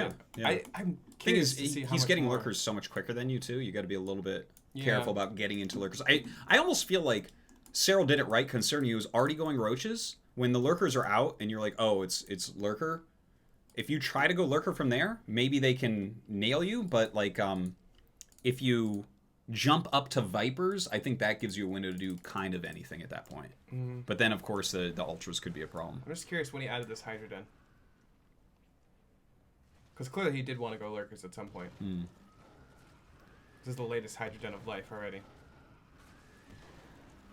He's getting his lair, or his hive rather. Yeah. Like, we saw it at the very end that he had a Hydra Den. Well, I think that this makes sense to me. Like, you can't do it before the Vipers, because you don't want to go what your opponent's going later than them. That's like the worst thing you can possibly... Like, they don't have a flock of mutas and you start making mutas, right? They don't have a bunch of Lurkers and you start making Lurkers. Right. You got to, like, get some sort of other thing going on, and then you can match. I feel like Serral was too focused on like a timing, Like even now it feels like he wants to get his Lurkers out, do a timing push with his Vipers before any Vipers come from his opponent. And it's not even a bad thing, but it just kind of felt like he was playing into Reynor. He possibly thought Ultras were faster than they were, because you are on a clock if Ultras are coming. Like once they pop, you're in trouble. So maybe he thought, all right, I need to have this game end before Ultras come out. I'm going to hit my Viper timing, and then the game's going to end. But obviously it didn't happen. But I think we've gone over enough here. Yeah. Very interesting. I think we need more replays to really see that meta develop. And I'm sure we will see some more. I would love to see Serral specifically deal with it more, because he seems to be playing around with ideas in his head about how he could counter this. Yeah. And this meta will have to develop more, because right now this is like... No, this is the very beginning of it, where I think the games where someone has the intent of doing this build won't look too much like what we've seen. Obviously, game 1 was just Serral completely thinking the wrong thing, which would have been the right thing to think. That is what you would think in that situation. But Yeah, I'm interested to see if this is actually going to develop, if we're actually going to see this used more. It either just disappears off the face of the earth or it develops. Those are the two Also, options. do you think you need a big map for this? Like, is this something we could see on Cyberforest? I think you do. Because I think without that, because it was Port Alexander and Year Zero. Another thing to think about, too, is the attack pass. Like, these maps are pretty wide open when you go down. So certain maps definitely won't see this. It would be very unlikely. Yeah. Especially against roach timing. So if you ever see those people who go, like, some skip Ling speed completely. They go +1 range, roach speed, and then just go for a 2-base roach timing. Yeah. You're not holding that with Lings. Yeah. Not happening. Yeah. No. Unless you get carapace really fast, and even then it's so hard to hold. So, yeah. We'll have to see how it turns out, but it would be very rare to see Lurker probably on that. Well, if it starts popping up, let's definitely go over those replays as well. Okay. Let's, I guess, get the next game ready. Anyone in the chat say anything that's interesting? No. Sorry, guys in the chat. Oh, no regret owned you guys. Ooh, get interesting. I was just curious. There's like a block of text here. Or a block of text. All right. This is going to be an interesting one. Oh, yeah. This is, we're going to have to play it on more than... I can't believe we went 2 hours on 2 replays. Have we been doing it for 2 hours? I think so. Wait, we started around 2... We've been doing it for 1 hour and 20 minutes. Okay. That's not bad. Okay. You had me freaked out. I'm like, damn, we're having so much fun. Yeah. If that was for 2 ZVZ replays, we're not getting through everything today. That's for sure. Yeah, they're like 13 minutes, and we've got like an hour and a half of... Woo! Potentially, yeah. All right. So our next game that we're going to jump into to just completely switch it up from ZVZ, which, by the way, if you don't like ZVZ, like so many people pretend that they don't like ZVZ. I don't get it. How can you not like ZVZ? That matchup's great. I think it's better than PvP. Can we agree on this? Yeah, I mean, I agree. The whole world, can we agree on this together? I think there's a lot of people that look at it and they're like, oh my god, it's Zergling Baneling versus Zergling Baneling. But when you go deeper, when you go deeper and deeper, it gets way more intriguing, right? So when you're a surface, when you're basic as hell. Yeah. No offense to any basic people out there, it will be boring to you. But the bigger brain you get, the more interesting it becomes. Yeah, yeah, very, very cool stuff. I enjoyed that a lot. I really like TVT as well. Like those are my 2 favorite. Bro, I mean, PvP can be okay. It can, depending on the players, but a lot of the time it's just a meme. Yeah, a lot of times. So our next game that we're gonna look at. This is the crazy game that happened at WESG, and this game is Maru versus Neeb. It's very long. Maru ends up winning this one, but Neeb looks 1,000,000,000% like he's going to win for a very long time. So, let's watch. We'll definitely. So, yeah, if you guys haven't seen this game. I was watching Artosis stream. He's like, "Have you seen this?" I'm like, "No." And then I watch it. I'm like, "What the hell?" Like it was like a game I was 100% sure Neeb was going to win at certain points, and then Maru just somehow held and won the games. Yeah. So after the big DT blink, I'm like, you know what's gonna happen? Yeah, that DT blink was insane. He was killing CCs and stuff, so it was quite surprising to see him just lose. Interesting gateway positioning. Gets you build your cyber here. Oh, maybe. To wall the Reaper. This is what the pylon suggests to me. Yeah. But the cyber core is also like pretty techy, so I don't know. We'll see. Yeah, he's building a cyber there. Huh. Oh yeah, that is a full block against Reapers. Okay, block. yeah, of course. But why cyber, not gateway here? Because okay, well this is why. Because your unit gets stuck there? If you screw up your rally and that first unit gets stuck, the game is over. Okay. That makes sense. Because that's what happens to me when I do a building placement like that. My adept sits there until I get a prism. I change my build into Robo. Okay, let's see. So Maru looking for any proxies, pylons, probes, whatever it is. Yeah. I actually tuned in a few minutes into the game, so I don't know the exact openings here. Owned, though. Owned. Get out of here. Oh, is this adept get it too? No. Nope. Almost. You can tell he's a Zerg player, folks. Yeah. Reapers are squishy, but not that squishy, I guess. Okay, what do we got? Factory, starport. This is not my race, so no, that's okay. More... Nothing's weird yet. The wall in case of Hellions, yeah, blink, whatever, blah, blah, blah, blah, blah. This Phoenix really important, by the way. I've been playing a lot of Protoss, and before I did this, I would just die to everything, like literally everything. But this is actually so important to not see. You get to see Widow Mines. You get to see if they're building a tech lab on their starport. You get to see if it's 3 racks. There's just infinite amount of things you're scouting with this. It's so super important. if you're a Protoss player and you don't do this, really you need to. It's so important. I can't emphasize how important this is. So already he probably has a suspicion on what this is. This should be a Cyclone. It'd be very surprising if it's a tank, but it could be as well. Lots of Marines. Yeah. Nothing too crazy or anything. I actually don't see this wall very often. You need to see it more often because the games where someone doesn't do this, if they just go Hellions, they just run by and kill everything. Yeah, you can't stop it. You don't have the damage output to stop them, and they will kill so many probes. Hellions are very good. Deer literally lost to that. Did he? Yeah, he literally. Oh, he's been so good about walling too. Yeah, he didn't wall off, and he just lost. Oh, against Maru of all people. Yep, against I haven't Maru. seen the games yet. They were like, I was casting at the same time, but. Yep. Oof. So, Blink. This is pretty normal. Blink is really important. Again, for newer viewers, Blink allows you to kind of utilize the ability to blink back and kind of force them to siege up, lose some Marines or whatever. It's really good at buying time, which is what it's for. Very rarely will you see aggressive blinks like into mains and stuff like that. It's mostly for map control. I want to see if he gets a prism after this. No, I guess he won't because he's making his 3rd Nexus right away. If he gets though. If he gets a prism, that would be a little bit aggressive. Well, you know what I like with the prism? Let me pause that for a second. Because, here, look, I like blink openers, but if they do like a full-on 2-base push, we see that Maru's not doing that here, but if they do, I love the prism for the counter harass. Yes. Because if you just put a few units in their main base, it makes their push either turn around or it makes their push all or nothing. Because you'll, like, actually get a lot of damage, and the blink slows them so much from getting across.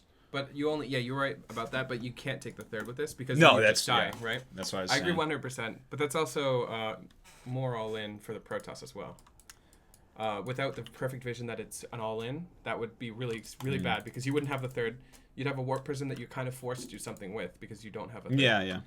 Yeah. In general, I would say Neeb's decision is just better for the all-around general good player. I think it's good for the map as well. Just the rush distance is so long that I don't... like, if you did a 2-base push on here, that doesn't even sound like something Maru would do because it doesn't sound smart enough, you know? Yeah. Yeah. This is an interesting defense squad here. This is one of every unit. All right. They'll definitely kill a Widow Mine. Yeah, this looks more like the mine defense squad here. Okay, so we might see a bit of an aggressive blink. Generally, you don't see this, but why not, I guess? This tank is in a great position, by the way. This is a beautiful tank position. Like, you could get, 3 shots off on anything coming in? And then even coming out is really gross. Yeah, this is actually just beautiful. Yeah. If you're a Terran player, you don't put your tank here, what are you doing? Like, look at this circle. It's just perfect. Yeah. This is like, there's no way Neeb blinks in. That would be insane. This is the difference between Maru and almost everyone else. He just looks at that tank. It doesn't even fire, and he's just like, nope, not doing it. Beautiful spot for the tank. Neeb's such a big brain, too. He's like, nope, I know exactly what's going to happen if I do that. 2nd tank. Oh, okay. Oh. And this is a little greedy. I don't think he lost any stalkers, but... Yeah, he didn't lose any, still, though. Yeah, not really doing much. Yeah, so anybody... No. Okay, 3 workers actually been killed by Neeb. I guess that's just like these. That's all it was, because he poked in there before as well. What's the unit loss tab? Unit... Which one shows the units? Actually, we might not have You don't have that because we're not on whatever observer thing. Okay, so Neeb still has full kind of control. Map control is insane for Neeb right now, right? Like, any push moving out, going through these stalkers. Any 3rd base being taken, going through these stalkers. Protoss players, if you're new, if you're veteran, do this. It's really important. It gives you so much control for everything. Like, there's no way he like boosts out or something and just doesn't go through the middle. Unless he just doesn't want to bring his entire army. Like, tanks take up a huge portion of your medevacs. So, yeah, really do this. And even still, he's full on the scouting. He's going to get another Phoenix. Yeah, and like just the way that Neeb is playing this is like really good for a big map. I love he's open here with Blink, right? And he's I don't like that as much. But I love going into Colossus right now as a follow-up. Yes. These people that are just sitting there and making gateway units, The thing is, I think a lot of Terrans get frustrated by that, but I think that this is actually the right way to play. Like, against someone like Maru, if you're just making gateway units, he might actually have a time to walk across the map and kill you. Yes. The Colossus will actually just keep you alive against anything, especially when you have such an easily defendable main base like this. Right. This is not like some giant main in the middle of the map or something. Oh, missing that vision. He moved his suckers back a little bit. Oh. Okay. Well. Yeah. Colossus already. Colossus are great defensive units in general. Letting you get up your forge upgrades is really nice to just have Colossus. You need some form of AoE, whether it be Storm or Colossus. I think Colossus have better retention than Storms. You throw off your Storm, he can come back, right? Colossus, they don't necessarily have that. They're more of a deterrent in the fact that if you go up a ramp or something, you just lose. So, yeah, Neeb just kind of getting up his upgrades, taking his 4th base. Still with these Phoenixes, he's just been constant with his Phoenixes, making sure that nothing is going to catch him off guard. Yeah, just kind of sees the unit composition and everything. Yeah. Very importantly, sees that there's a Raven in there. You definitely got to watch for that. See his vision fully. Also, okay, pause this real quick. I want to point out a couple things because, there's all these silly memes going around about, TVP and its balance, play more like Maru, play more like TY, that type of thing. I want to note some of the things that Maru is doing here that's really important. First off, he's mapped out great positions. You mentioned the tank. He also had a tank here. He had his Cyclone sitting here, right? So he had great positioning for the early game. Okay, exactly, yeah. Next up, he's actually getting his armory on time.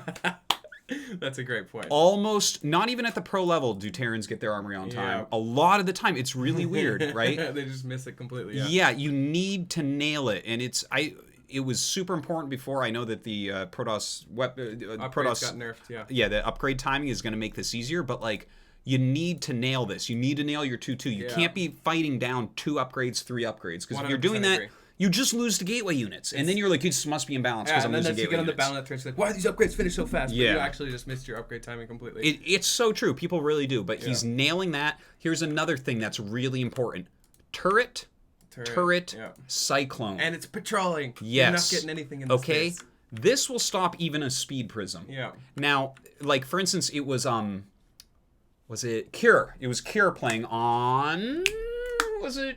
Kings? No, it wasn't Kings. I can't remember the map. Whatever. Anyways, playing against Hero, like, I kept talking about how well Cure was playing, and there was just a couple small mistakes. One of them was he set up like a couple turrets like this. Hero just upgraded prism speed, flew in, got 3 rounds of units into the main base, and that's when Cure was sitting on 3 bases and getting up to like ranged liberators and things, and that's like.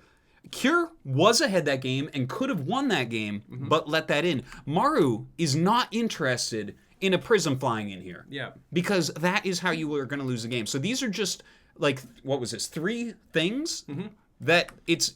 You don't have to be a god to do this. Another thing, too. This Cyclone is completely fucking useless. Useless. It's completely useless. You know how many Terrans, when this becomes useless, you know what they do with it? Let me show you.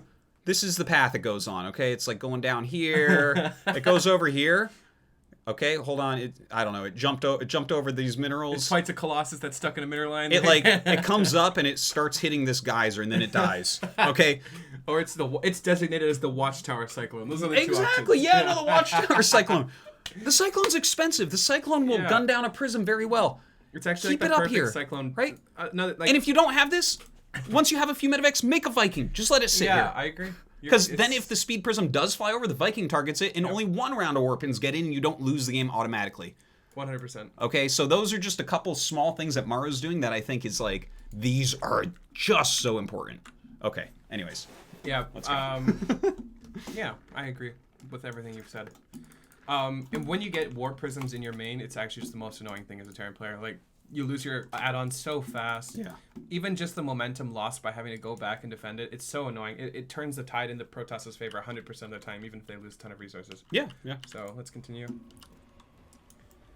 Maru's defensive posture here is pretty much unbreakable, by the way. Yeah. Like, you are not getting... There's a Raven here, like, he's going to disable any Colossi or whatever. Yeah. You can't push this. Like, you see, a lot of... I gotta pause it again. Okay, I just have a lot of things to say about this. It's totally fine. Okay, that's the point. Like you say, his defensive posture is really great. This is actually an important statement, and you're going to see this as we go through more and more Maru games that go towards the end game, because I'm sure he's a player we'll look at a lot in this show. Yes. But he does, like, he sets up in such a way that you can't even attack him, okay? This is a big part of it. Yeah. Okay? This entire area, from here to, like, here, you can't do anything, right? Yeah, maybe there's still, like, a way to get in, and you can try doing things like that, but Maru is, like, putting things on the edges. These are the hardest things for him to react to. They're the furthest away. So this is perfectly defended, right? His army's sitting here, so he's not worried about this angle, so he can hit that right away. So that leaves just this, and he can come up pretty quickly and defend it. Yeah. Now, just even setting this up, what is Maru doing? He's got great mechanics. He's just nailing everything, right? Yep. He's hitting his supply depots. He's hitting his macro. He's hitting his upgrades, and he's making it so you can't attack him. Yeah. Whereas, like, Cure, who's a great Terran, like, he missed, like, a little thing in there, and then he lost to hero and didn't move on. Yeah. So, anyways, this is such an important aspect. As someone, I'm playing random, and my Terran is not great. It's okay. It's like 5-3. That's just like GM. These little things are huge. Like, I do not do this, and you know what happens? Charge lots fly in, my tanks splash my Marines, and I lose. Right? Your Zealots are going here, and they're dying, or they're going here, and they're dying. So it's actually so crazy how little tiny things can make you exponentially better defensively. Yeah. Like, taking these 3 supply depots out, I would argue that it's still a very bad fight, but it's possible to break this. Well, you could take the fight, and there's a possibility something occurs. This, unbreakable, though. And it's just 3 supply depots, right? And speaking on this is the one place you could possibly fly in and do damage, but this would be like a crazy, just like, I want to fly and warp prism right in here. When they're that close, I don't like it much. I don't either, yeah. I mean, but yeah, seems crazy. Let's follow this. But yeah, it's this. I think it's important to mention these things because it's like, to complain about the later portions of the game, you got to get there correctly, you know.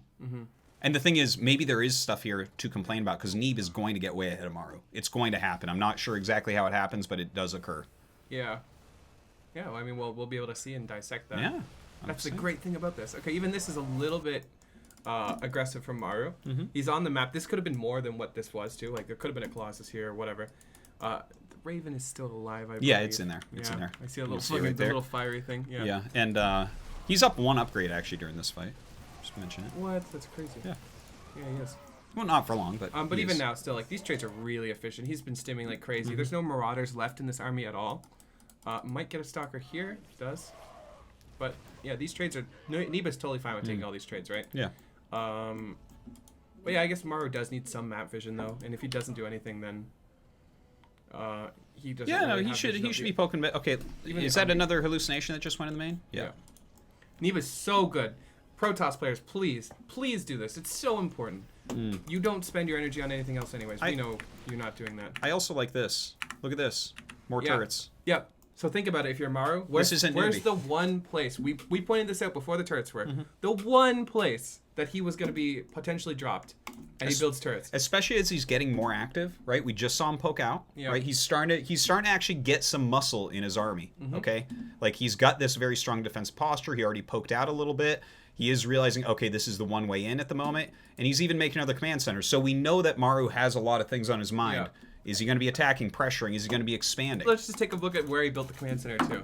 Look at this! Like, how do you even fight this if you're a Protoss? You do not. So, if you're a Terran player and you're in like the mid game and you're thinking, Maru is thinking to himself, where could I possibly be dropped? Where could I possibly be attacked from?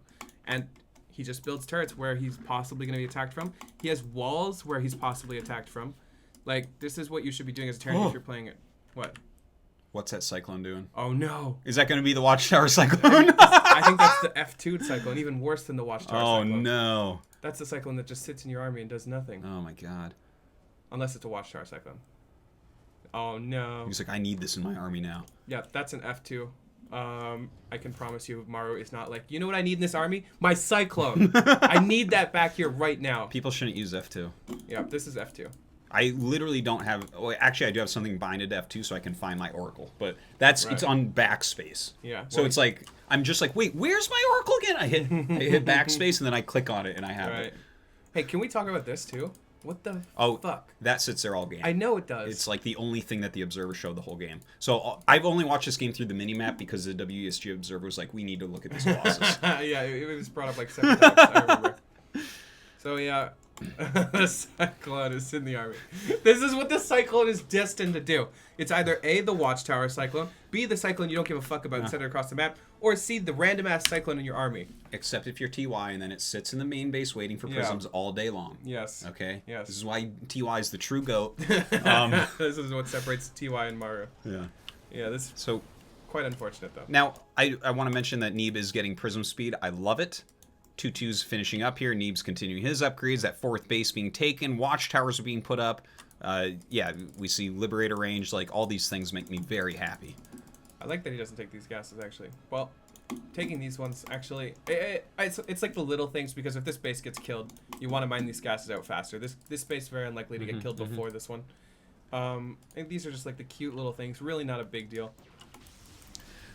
So we've been talking a lot about what Maru's been doing, but let's talk about what Neeb is. Sure. He's on the map. He's posturing full vision. Another big thing that catches a lot of Protoss players off guard is an army that comes out that you don't know about. Yes. So many games I play as Protoss, they siege up and I'm fucking dead. I'm just dead.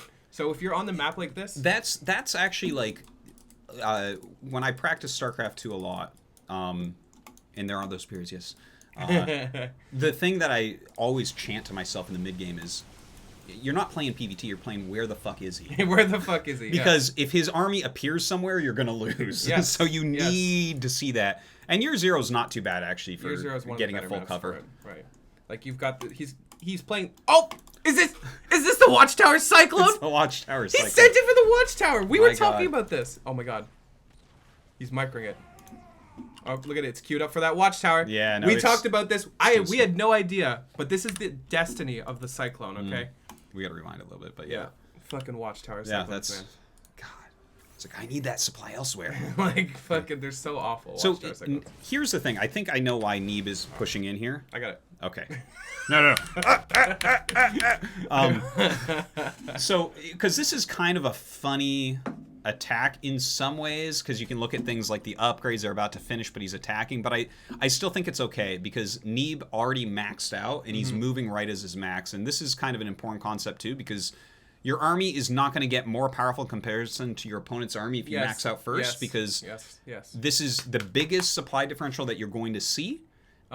And you're going to want to add in other tech units, because the first army you max in a semi-passive game is like the weakest army that you're going to see all game long, because you had to add units in incrementally as you built up to make sure you would never die. Exactly. This isn't a great composition that he has. So in a lot of ways, because Maru just took the 4th, I think that this is an okay attack, even though it's not doing well. You can kind of think of it as stairs, right? As a Protoss, you're going up each step, not wanting to die, and you're taking your bases and your upgrades, right? You're going up each step.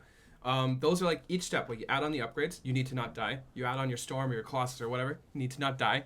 Like these are the steps you go up. But once you're at the top step and he's never attacked you, you're like, well, fuck, I've got like one of every unit and it's all shit. Yeah. Though I personally think this is probably one of the worst ways for him to attack into this, right? Like he got Dorito cannoned, and then he's like, all right, my time to attack is now. Like fair, but he doesn't have Templars yet. His army sucks right now, and he needs to make sure to clear it before Maru attacks him. Because if he loses his units defensively as opposed to offensively, that's where he's in a lot of trouble. This is a big thing that a lot of people don't understand, is when you lose your army on the map somewhere, it looks really bad. But it gives you so much more time to replenish that army. If let's say you lose this army, let's pretend this attack is here somewhere, and you lose it here. He's fucking right here. You are dead. Yeah. Right? And you might need 2 rounds. And then maybe you need a robo unit too, and it's like you've lost 2 bases by the time you have it. By the time Maru mobilizes his army and pushes out here, you have another army. That's the huge difference of a passive and aggressive Protoss player. This is why it's so important for Protosses and Terrans even to be on the map when you're kind of looking to trade. Yeah. If you trade at home, you're in trouble. This is really good by him. Though, honestly, Maru has been planning for this the entire game, by the way. Like, here he was planning for this. Yeah. Here he was planning for this. It's going to happen. Here he was planning for this. Like, this was Maru's plan, to wait for Neeb to attack into him. So let's even slow this below faster. Like, very rarely do we do that. This trade was not awful, but you also see another thing. He trades out the shitty Zealots, the shitty Stalkers. What doesn't he trade out? Keeps these Colossus alive. Keeps his Sentry. He keeps enough Stalkers that he can use this for drop control, for anti-air control. You always need some stalkers in your army. This for is sure. like that's a fine amount. This is like the nice amount where you blink and you kill the libs, right? Yeah, yeah. You don't want to lose too many stalkers. The zealots, fuck those. Yeah. Throw those away. Who the fuck cares? You can make them at any point in the game. Yes, very much so. Yeah. Where's And- that fucking cyclone? Yep. He'll be back. He'll be back. All right. So yeah, he walks away with the most particularly important part of his army. Yep. He could go back in. Well, he can poke. It's now a ranged army, right? You can still poke with this a little bit. It's not like he knows that at this point in the game, Maru doesn't have like a bunch of Vikings or a ton of Liberators. So this army can't really be attacked still. Yeah, but see what Neeb's doing. He's just chroning up his upgrades. He's adding on his potential future. We'll probably see more than just one Stargate. I Just kind taking of bases and whatnot. yeah. He's just playing his game. He's almost playing like a Zerg. We have so many Nexi here. 4 Nexi or 5 Nexi, even to 4 CC. Yeah. And this is kind of what you want to see if you're trading. You don't want to be even. You don't want to be behind if you're going to trade armies. This is how Zerg players play. You build up a huge army, you throw it at them, and then you make another one. But you can't make another one if you're behind in basis. So this is really important. Yeah, and like you said too, see the remax that he's going for here. He's like, he doesn't need a remax right at this second because he's forward on the map. He has pretty good map vision overall. He's got a very ranged army, very good defensive army. But he's starting to warp in things like High Templars, right? Yeah. He did his entire tech tree except for the Templar tech before that fight, because that's where he has a lot of muscle in case Maru does that, any sort of aggression in the game. He has enough to stop it. He goes and trades the units, backfills with the higher tech units. All right, so yeah, we'll probably see this army kind of posture here. Probably won't fully commit. Yeah. But he can poke on. He even killed the tanks that were really utilized. There's one tank here. There used to be more. But yeah, we have no real rush here. We just need to keep this army on the map. If this army ever goes home, we're playing that fucking game of where the army is again. Yeah. Look at the bottom left. Very bottom left corner. Yeah, Prism. Okay, Maru just scanned for that. He knows that this is out here. Oh, shit. This cyclone never gets shit like this. Oh, shit. He's a patrolling cyclone now. Okay. Almost. That's cute. Yeah, we can play this. Okay, yeah, I was going to say, that thing is supposed to have speed. That's moving awfully slow for a speed. Alrighty. So Look at Storm on the way. Yeah, trying to pick off that Raven. Doesn't quite get it, but he's just shaving some units. It's actually cool how okay, well, this is a... Did he get the It was okay. Yeah, you got the lib. fine. It was fine. He did like a little misstep there.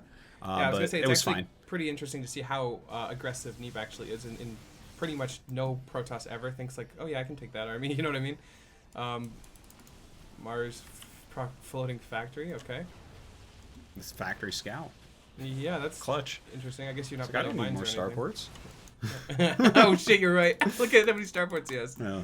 That's actually like, I don't care about this anymore. Yeah. You just like floated it I in. just want to check the upgrades real quick. Sure. Okay, so 3-3 didn't get started yet for Maru, which is obviously very important. Can we check how many buildings there are? Yeah, T. T? Oh. Okay, how many gateways do we have here? 13. 13. He's going to want to add more than that. Yeah, we'll probably see more than that for sure. How many Stargates? 1. We'll definitely see more than that. Yeah. Maru is actually more into the... How many productions? He's got 8 He's only got 5 refiners. Raxes right now, but he's got... Yeah, he will... Well, he looks like he wants to start to transition into more of a Sky-based army, but we'll probably still see more. Like, we have to add on more production. Once he maxes, we'll probably see something like that. Yeah, yeah. Okay, we go back to production. 3-3 on the way. Yeah, we see... Where the fuck did those come from? We can see right now Neeb is getting this almost unbearably fast +1 flyer weapon. Yeah. That's probably why part of we the need reason that why it gets nerf. ahead. We needed that nerf on the You can +1 see, flyer look at this, weapons, look at this. It's already 21 of 114. Yikes. Oh my god. That's too Oh fast, my god. man. It's so fast. If But, you guys don't know what we're talking about, they actually nerfed the air army, or the air upgrades as well, Yeah. which nobody ever complained about because nobody really cared about that. But that is nerfed as well. That's what we're talking Thank about. God. Well, you can see it in play here. Yeah. Okay, let's keep going. So far, it's Neeb still doing the same thing he's been doing all game, right? Instead of posturing here, he's posturing down here. Maru fully knows exactly what Neeb's doing. He's got sensor towers. He's been scanning. He knows. So we'll just see posture like shifting up and down constantly. But no player really wants to fully commit. We're just kind of trading and keeping both players honest, really.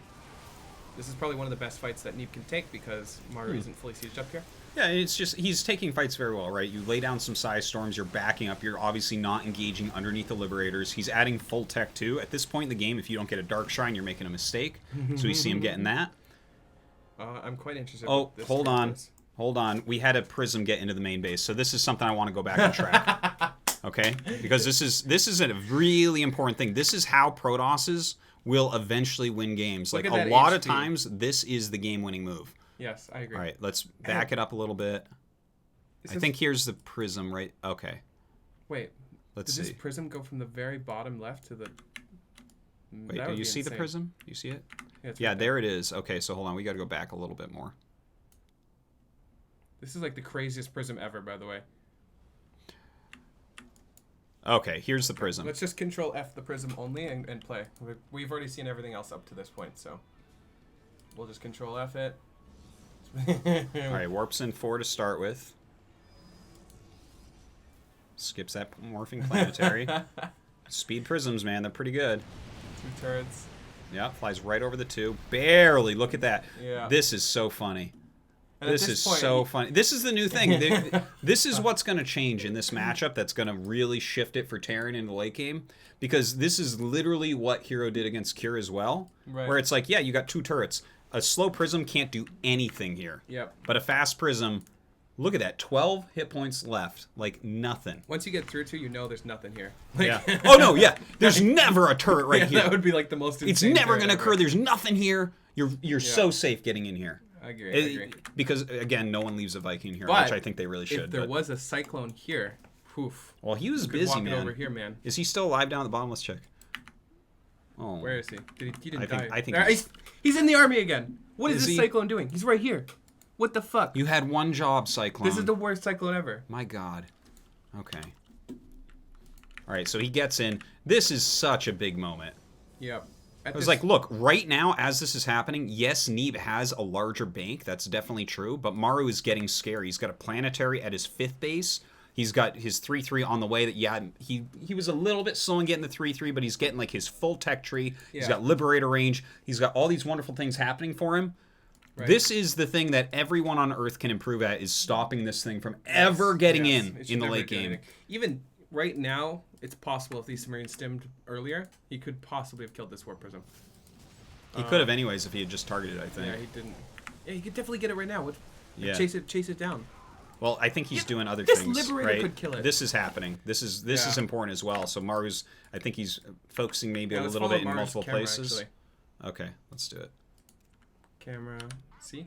Oh, wait. Okay, so yeah, he's looking here. Yeah. Obviously, this is the most Well, important this is thing. where the game really can be won and lost. Yeah. But I mean, the Prism is such an important aspect as well, especially when Neeb has this type of bank. And the thing is, Neeb, let's point out as well, Neeb does need to do things with Zealots. This Yeah. is like a small thing, but he didn't take a bunch of his gases early on, Right. which helps your economy to explode a little bit more, but then you're going to have to utilize Zealots and get some damage done as well. Yeah, so even now we're macroing, we're not dying. And there's And then he's like, oh, shoot. And this He probably goes full thought he building killed too. the Prism, to be Yeah, honest. it's possible. He probably thought he sent enough up there and it just died. Yeah, this is so annoying. At this point, even right now, Neeb is in such an amazing position. Yeah. 4,001k. He just killed all the libs. He is full. He could actually probably just kill here, right? We've got 1 tank, 2 ghosts, that fucking stupid ass Cyclone, and a Raven. Like, he could totally kill this position because Maru is going for this. Which is over a watchtower, by the way, but there's not really a lot at home for Neeb right now, I don't think. He's used his big warping round with the Prism. Yeah. Did he add gates? Let's see if he added any yet. I think that's a little mistake when you got 13? 4K that Yeah. you didn't add any gates. Yeah, I agree. It's like, I don't see any reason why you don't just have 20 gates. You're never going to lose because you couldn't make, a Yeah, few more sure, zealots sure, at the sure. end. So definitely a bit of a mistake, and you don't even need to make them all in your main. You can actually make them at bases like this. Maru is not going to attack this base. Like, this Right. is not... He's going to attack fringe bases, or he's going to attack the main. So, like, some of Adding these on middle more gates ones... in different positions is actually better too. Yeah. Like if you get less stuff getting unpowered. yeah, if they unpower your main, you can just die. So it's quite nice. Yeah, yeah. Okay. Hold on. There we go. So we got a lot going on right now. Yeah.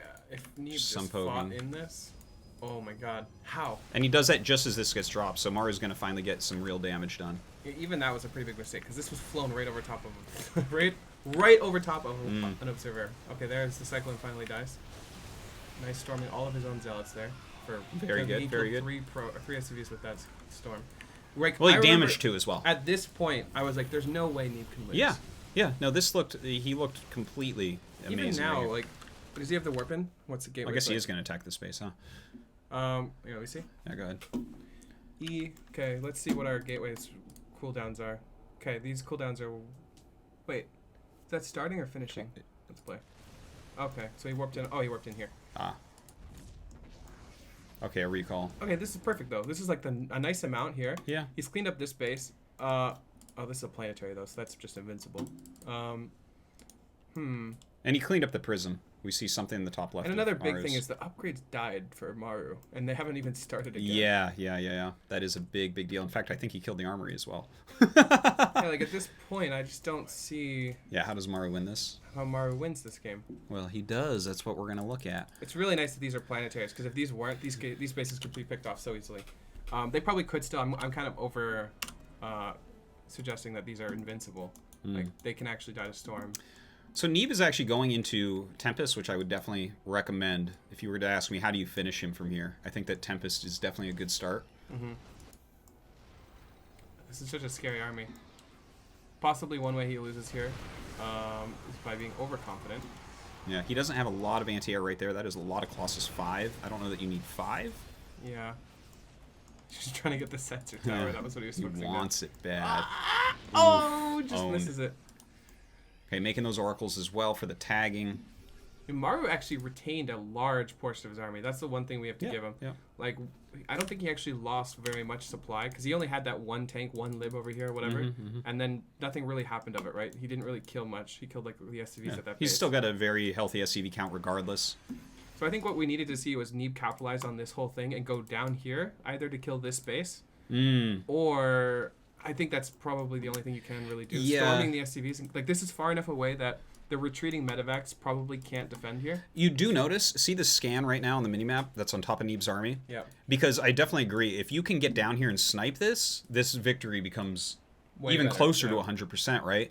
But Maru is really on top of tracking the army right now, and I think that that's really important in a situation like this, because Maru can fight right now for sure. Like, he's got those good quality units, whereas if he's like, okay, I gotta get this set up, and he's setting this up, and he's like kind of setting up, you know, okay, Siege 2 Libera's here, Siege 2 Libera, right? And then Neeb appears down here. If you appear with this army down there, and you right-click on this, it's dead. Okay, yeah, you lose a couple units. Neeb doesn't care. You can even storm the SCVs if you wanted to be absolutely. Real like, you can kill this pretty quickly, and it's erased, and you get away. Yeah. So Maru is also, kind of dogging the army, which is really important right now. If we had a warp prism at any point in the bottom, or any warping spot here, like this 3k mineral bank could have been used to kill this as well. I think most of the warp-ins were accounted for, but even the warp-in right now, like, imagine he full warp-in, what, he's got 15 gates, warps in 15 zealots, right? Probably going to kill everything here. I'd be amazed if this planetary doesn't lose a ton of economy here. What does Maru have to do? He has to send something down here. Has to. Like, unless he just wants to, fuck it, I'm losing this planetary. No, that's a crucial base right now. This gives him so much more control over the game, because right now he's playing with Maru's game. Maru has full vision of the army. Maru has full economy. Like, this would just change the game if he had some kind of warp-in spot here. So, yeah, that would be another way that he could possibly do something. Because right now, Neeb is just kind of clunky. He's just like this big ball of, like, not really capable of doing anything. Like, he can't really fully commit, but he can't really can't really do anything economical. Well, the thing is, I like this as the endgame army, but it's not perfectly balanced right now for sure. He's doing it now, right? This is what could have happened with a warp-in earlier. So even now... And you see those scans, by the way, on the minimap? The scans are continuing. He's still kind of dogging the army, trying to figure out where it's at. Notice that Maru has brought his army over to that third base location again. He can rotate really quickly now. See that? As the Zealots come down, as soon as he doesn't know where the army is, he pulls back into a more neutral spot so that he can hit everywhere and defend anywhere. The only thing I can be critical at Neeb was if this army was here, or if it was here... somewhere where it would be a little bit more threatening, because right now the army is not in a threatening position in any way, right? Okay. Yeah, I agree with that, but at the same time, if you look at what the army actually is, the anti-air here and I don't count the Tempest as the storms, anti-air. though. Yeah, he's got the storms, but like I could see things going wrong here, right? The rocks aren't cleared. The retreat, it could be a little bit scary. I kind of get the pullback because he's kind of fixing his comp right now again. Right. Because I mean, it's getting super highly technical and everything. Well, so okay, so let's say, hypothetically, we use this, we revelate somewhere here, right? Revelate these tanks, whatever. Then you have full vision of the army passing here and here, and then you sit your army here. You don't even have to attack. You're just threatening that you may or may not attack. This forces, like, Maru to kind of not just send his entire army down here and clear this. Like, it just feels like he's like, okay, here, take this, and then Maru just goes down. And we see that's what Maru's doing too, because we keep seeing him scan for the army and then fall into certain positions based on where the army is or is not. Right. And the army is not close to him, so he falls back a bit so that he can quickly react. Now, see, you see Neeb doing this, but it's already too late, right? All the zealots are dead. It's so true, right? He cleared this, but that's pretty crazy. That was sick. But as Neeb saw the entire army come down, he knows that's almost the entire army. He goes for the counterattack. So let's jump up there and look at this. So the counterattack's coming, but you're right. If he was just a little bit closer, he would have killed that at least. 100%. At least that. Yeah, and look, he did the revelate, right? Like, this is exactly what he wants to do. It's just now he... Okay. Oh, I said this earlier. You need a warp prism here, right? This is perfect. Okay, so he's got full revelation. He's a piece out of here. This is scary. Beautiful storm. Gets temp... doesn't get it quite. One more warp in here and this planetary should die, hypothetically. So, quite an interesting... What did we just have sent to the bottom left by Maru? Wait. That's interesting. Yeah, how did he... That's really interesting. I don't know. Maybe you scan. Let's jump back just a little bit. Yeah, I'm curious too. Which one's V? I can't see. Okay, so we don't have vision of this. I'm just going to follow Maru's camera, actually. Okay. So this is poking him. Maru's macroing, sees this army. And he's sending it down to the south right now. It's possible that he thought he didn't need it here at all. Chills. Yeah, this is actually so fucking good by This Maru. is ridiculous. He scans this, assesses that this bio probably won't help much here, right? Doesn't see this. He doesn't see it, right? Yeah. But he has a sensor tower looking for this. And again, these middle bases are the ones that you're not really worried about getting attacked. Yeah, your army's close. He's got his turrets here. He's not really too afraid of that. He sees that this is occurring. Yeah. But, like, the thing is, whether you have all your bio here or not, this army doesn't care at all. It's all splash damage. It's like 100% splash damage. So even when you see this army, you know things are missing. It's not like you're playing against someone who does not make any gateway units. Right. So this army move down, it like, you know, I think the biggest thing is... We can call this, like, precognition or, like, the best Terran in the world. Eventually, in a couple years, every Terran in the world will be doing this. Yeah. But this is a great move. This is a great move. It's just... Essentially, this bio would not have changed the tide in this fight whatsoever. Yeah. So even a hypothetical where, you know, let's say this army was here, and it's kind of hard to tell if this is a max or not, honestly. Even like Tempest coming here, like there could be another 2 over here, and that would be a maxed army. But it's not going to change this fight whatsoever. If anything, it's even clunkier. When you get your storms, you'll just kill bio for no real particular reason. Sending it down here or even being aggressive with it is totally fine by me. Yeah, totally. Like if we saw this go here and then push this way and then push this way, right? Totally fine with me. I don't see any disadvantage to doing that. How many barracks do we have still? Only 5? Let's check it. Okay, we got 5 Raxes, 3 starports. Yeah, I still feel like Maru should definitely be adding on more production, but the problem is his economy doesn't really allow that yet. Yeah, well, he's just doing what he can to stay maxed at the moment. Yeah, we'll probably see more production being added His later. comp, though, is insane. Let's look at his comp. Look, 7 ranged libs, 14 Vikings. He's got that 1 Raven still. Yeah. Oh, he lost the Cyclone. Oh, no. Oh, brutal. Absolutely brutal. Yeah. Probably didn't do anything. All right, let's go ahead and play this. Pretty decent siege. Yeah. Let's watch Maru's camera. So Maru's doing this thing. He scans it. Did you what see that? What a legend! Okay, wait. I want to digest this. Crazy. So he was clearly moving his army to over here somewhere. Yes. He might be coming in for a flank even. We don't know. Like, there's a lot of moves he could be going for. Moving here, whatever. Or he could be like going through the center, maybe catch some units. I don't know. But clearly he's like, whatever, I'm not going to worry about this. He scans here to make sure that he can move out freely. And then, you know, there's just a thing there. It's incredible. Amazing. So he scans that, he knows it's there. The thing is, yeah, and you don't have to be like a mind reader or guess correctly. Like, what Maru's doing is he is, like, we're sitting here pausing and slowing this down and analyzing what could go wrong, what could go right, these types of things. He's doing this all on the fly and saying, okay, what could go wrong moving this army right now? He scans, he sees the army, he goes and engages it. He says, okay, let's just clean this. Let's get rid of this. I can't, this planetary is the most important base that I have. I agree. Yeah. And once you clear this, like, the fact that you're pretty much free to do whatever you want for, like, the next minute. Because you need to rebuild the warp prism, needs to travel all the way down here. You know, like, you're pretty much free, unless there's a second weird-ass warp prism coming in to the same spot that the first one was. He's pretty much free to do whatever he wants. So he's clearing this. He's also keeping full attention on the main army, to the best of extent. Obviously, he's not literally everywhere at once. Yeah, this is just pretty much perfect play. Still, Neeb's doing a great job. One thing that Neeb is doing is he's forcing Maru to trade resources that he doesn't necessarily want to trade. Yeah. Like, imagine a hypothetical where Maru hasn't been trading at all. His bank would probably be like 1K, 1.5K even now. And he could add on more production. He could probably get a surplus of things. But right now, he's just forced. I'm actually extremely surprised that this army is going down here. Why? Let's look. So does he feel like he can't defend down here now, or what?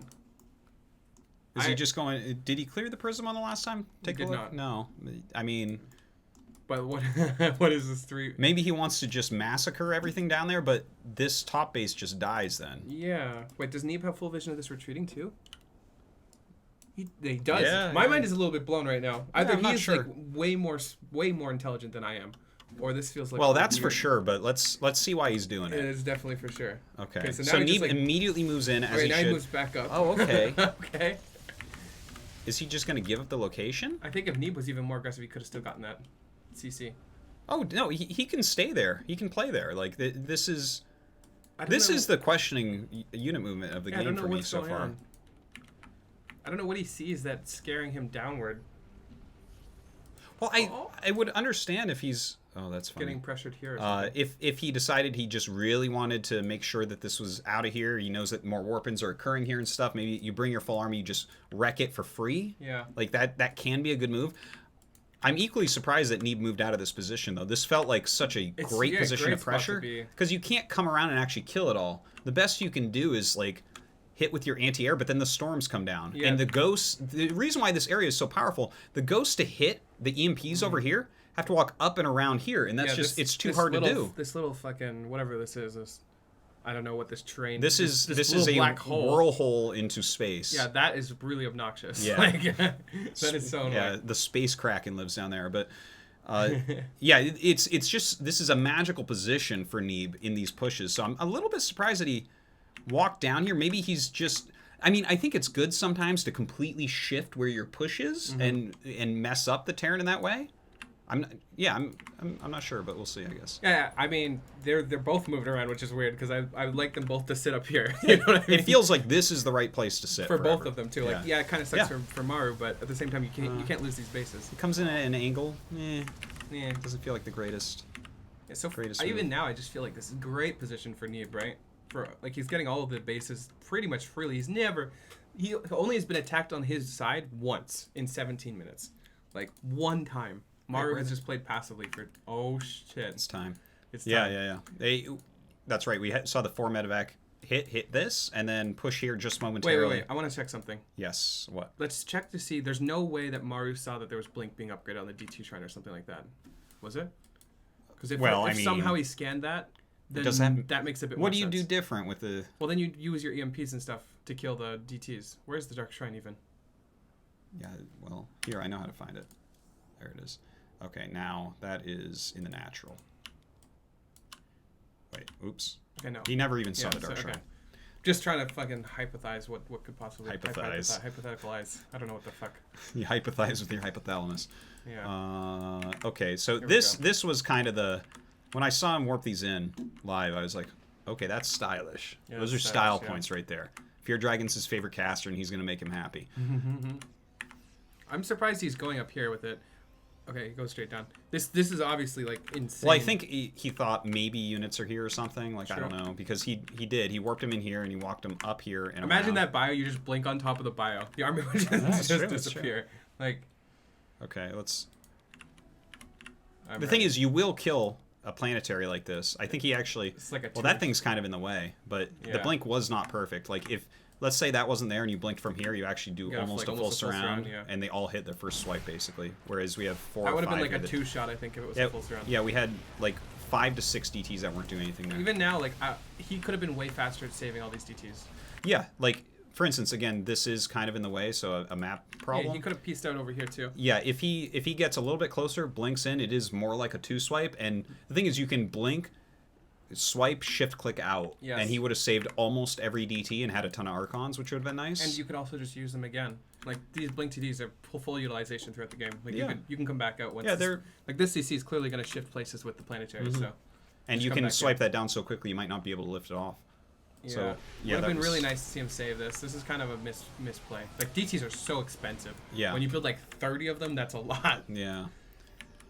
So that was definitely a misplay for me. Alright, so let's see what the armies are doing while that happened. This one was actually just sitting there, but now he's poking again. If he was more aggressive here, I think this would be insane. Like, let's go back. Yeah. So that happened. Let's see what Maru actually has here. Yeah, like this. What is this? This would be stormed so fast. It would all disappear. Where are the ghosts at? The ghosts are dealing with this shit. But does he not have any ghosts to the north? I saw him leave one behind before. One. Okay, that's right? One, but is there any under that flock? I don't think so. How do we do this? No. Now turn. Is it? No. Yeah, there's no ghosts in here. It would have been nice if we had any vision. Like, why aren't we? We just need to instantly revelate when we're. Let's go for this DT attack, right? Revelate the army. Let's see what's going on. He obviously has to react to this. He's not just gonna let all those bases die. Go in, clear these Vikings. The game is over. He does not have the time. Okay, but can he actually just? You can't force a clear on the Vikings. You can't force it. Because the ghosts are going to be coming right back up. Sure. But even now, like, I feel like we could just be more aggressive.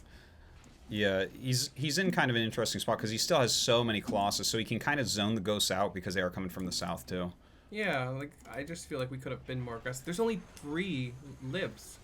Libs are like the biggest zoning unit, right? That we have, and there's only 3 of them. Like, okay.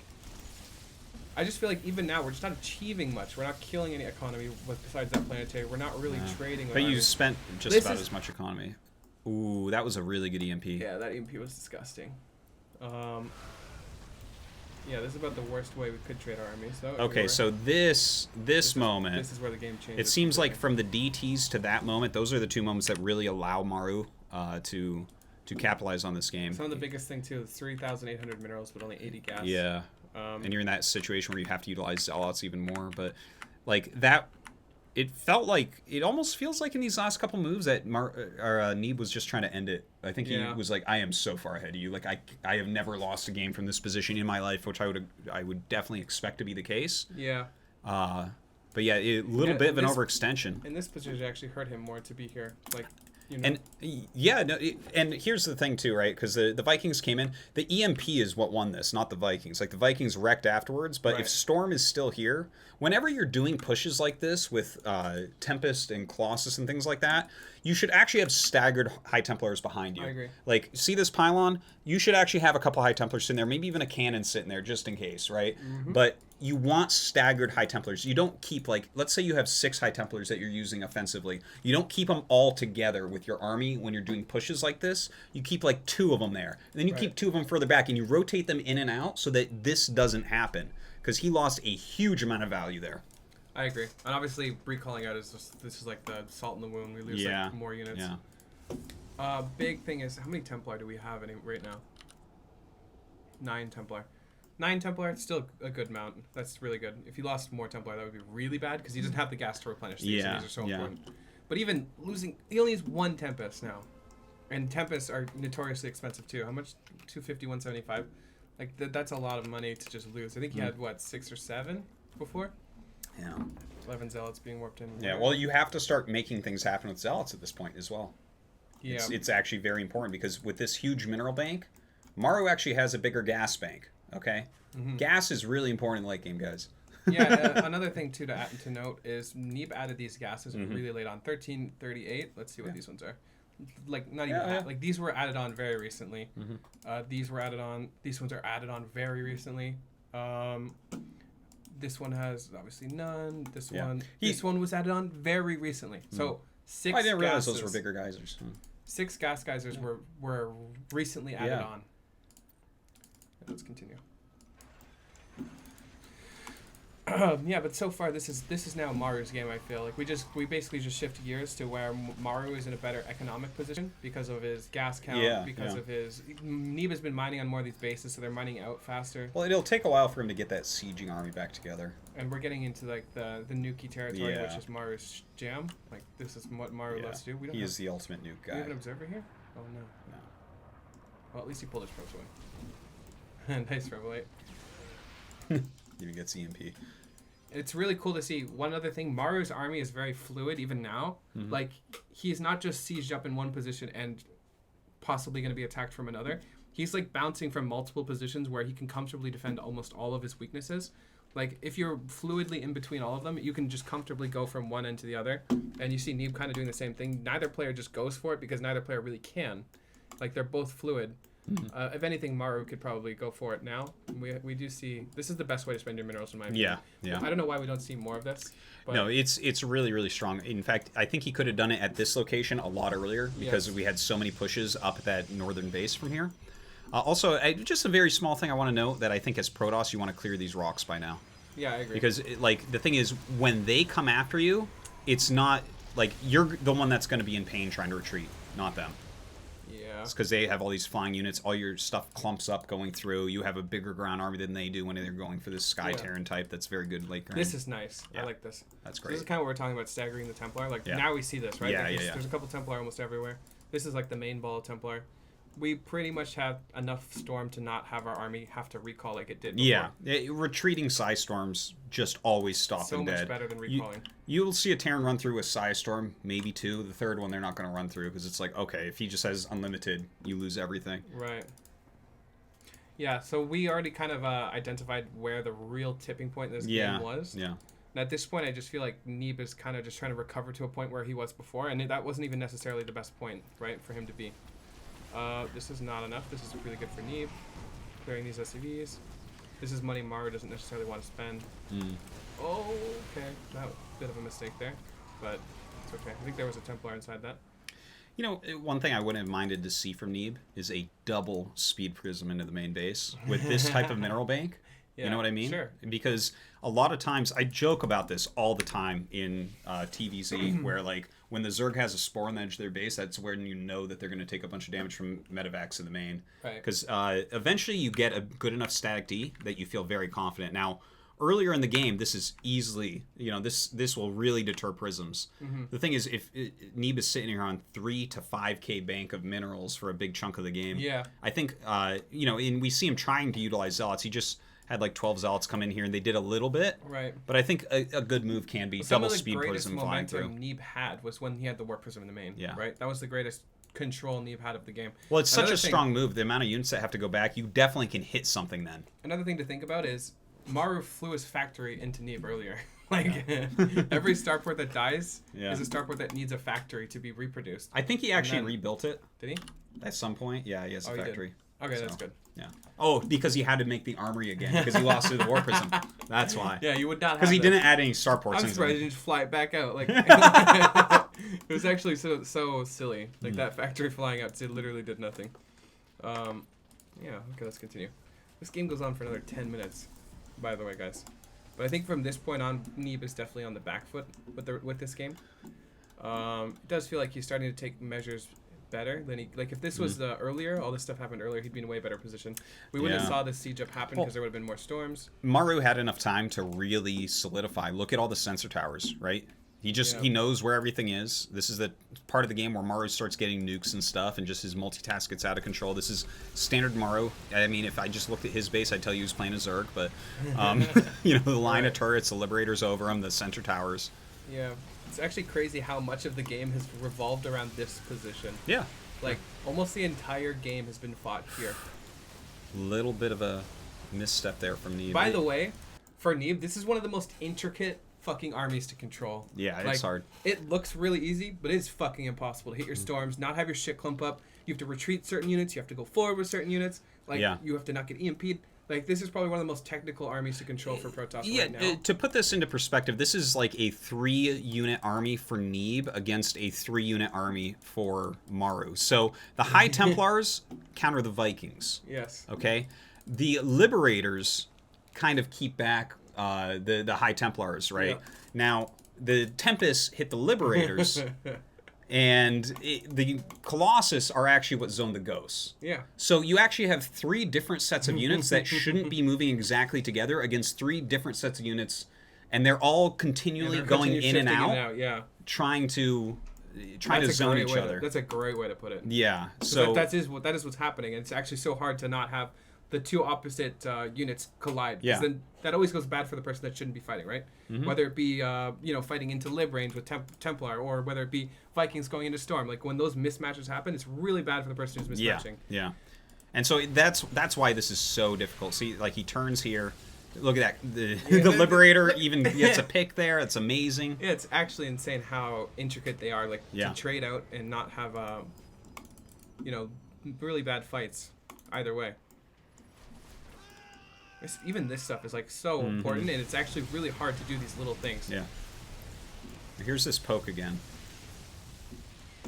Where's those storms? See the storms come up? Okay. A little bit of zoning. A little bit of pokes. You can poke the Vikings some with these for sure. And eventually they'll beat them if you get enough EMPs. But see, the EMP actually hits that. He was moving as a group very heavily there. It's very hard to control. See that? Ooh, you see these?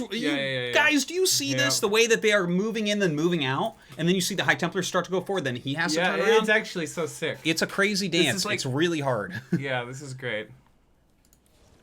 It's one of the most intricate back and forths, I think, in all of StarCraft 2. So, like, now you see... Okay, look, you can so clearly follow the counters, right? As soon as the Ghosts come forward, which unit does Neeb select? He selects the Colossus, move them forward. As soon as the Ghosts go back, the Storms come forward. Yeah. Like, and the Tempests are just kind of in the middle. Like, he's almost juggling while playing. Yes, that's very much like what it is. It's so difficult, and you can see Maru is just slightly outdoing Neeb a lot of times. But I mean, if you nail like a good Storm, my God, that's probably the biggest value that you can get in these back and forths, which I think is another reason why people really don't like playing TVP late game, because the Storm is more brutal than all the other engagements that can occur, probably. Right.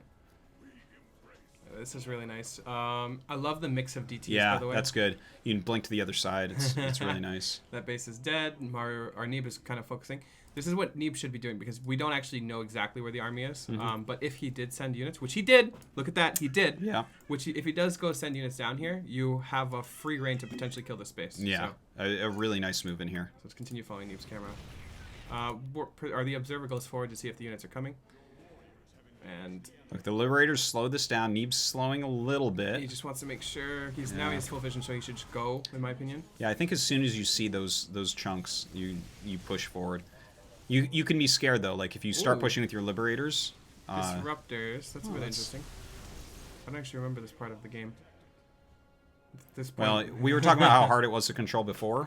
Yeah, it just got. It's more now. Now it's 4 units. Using 3. all 3 types of splash damage. Yeah. Disruptors feel really weird because they feel a little bit. Oh, that was big. Damn, Neeb is like just so technical. We're watching Neeb's camera right now. Yeah, this is great. This is so great. So you guys can see how Neeb is kind of trying to find where the army is and abuse which side he isn't at, right? Let's say this zealot comes forward, or this isn't activated. There's no army here.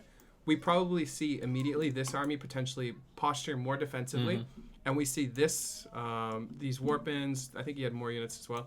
Maybe some more warpins here, more offensively down here.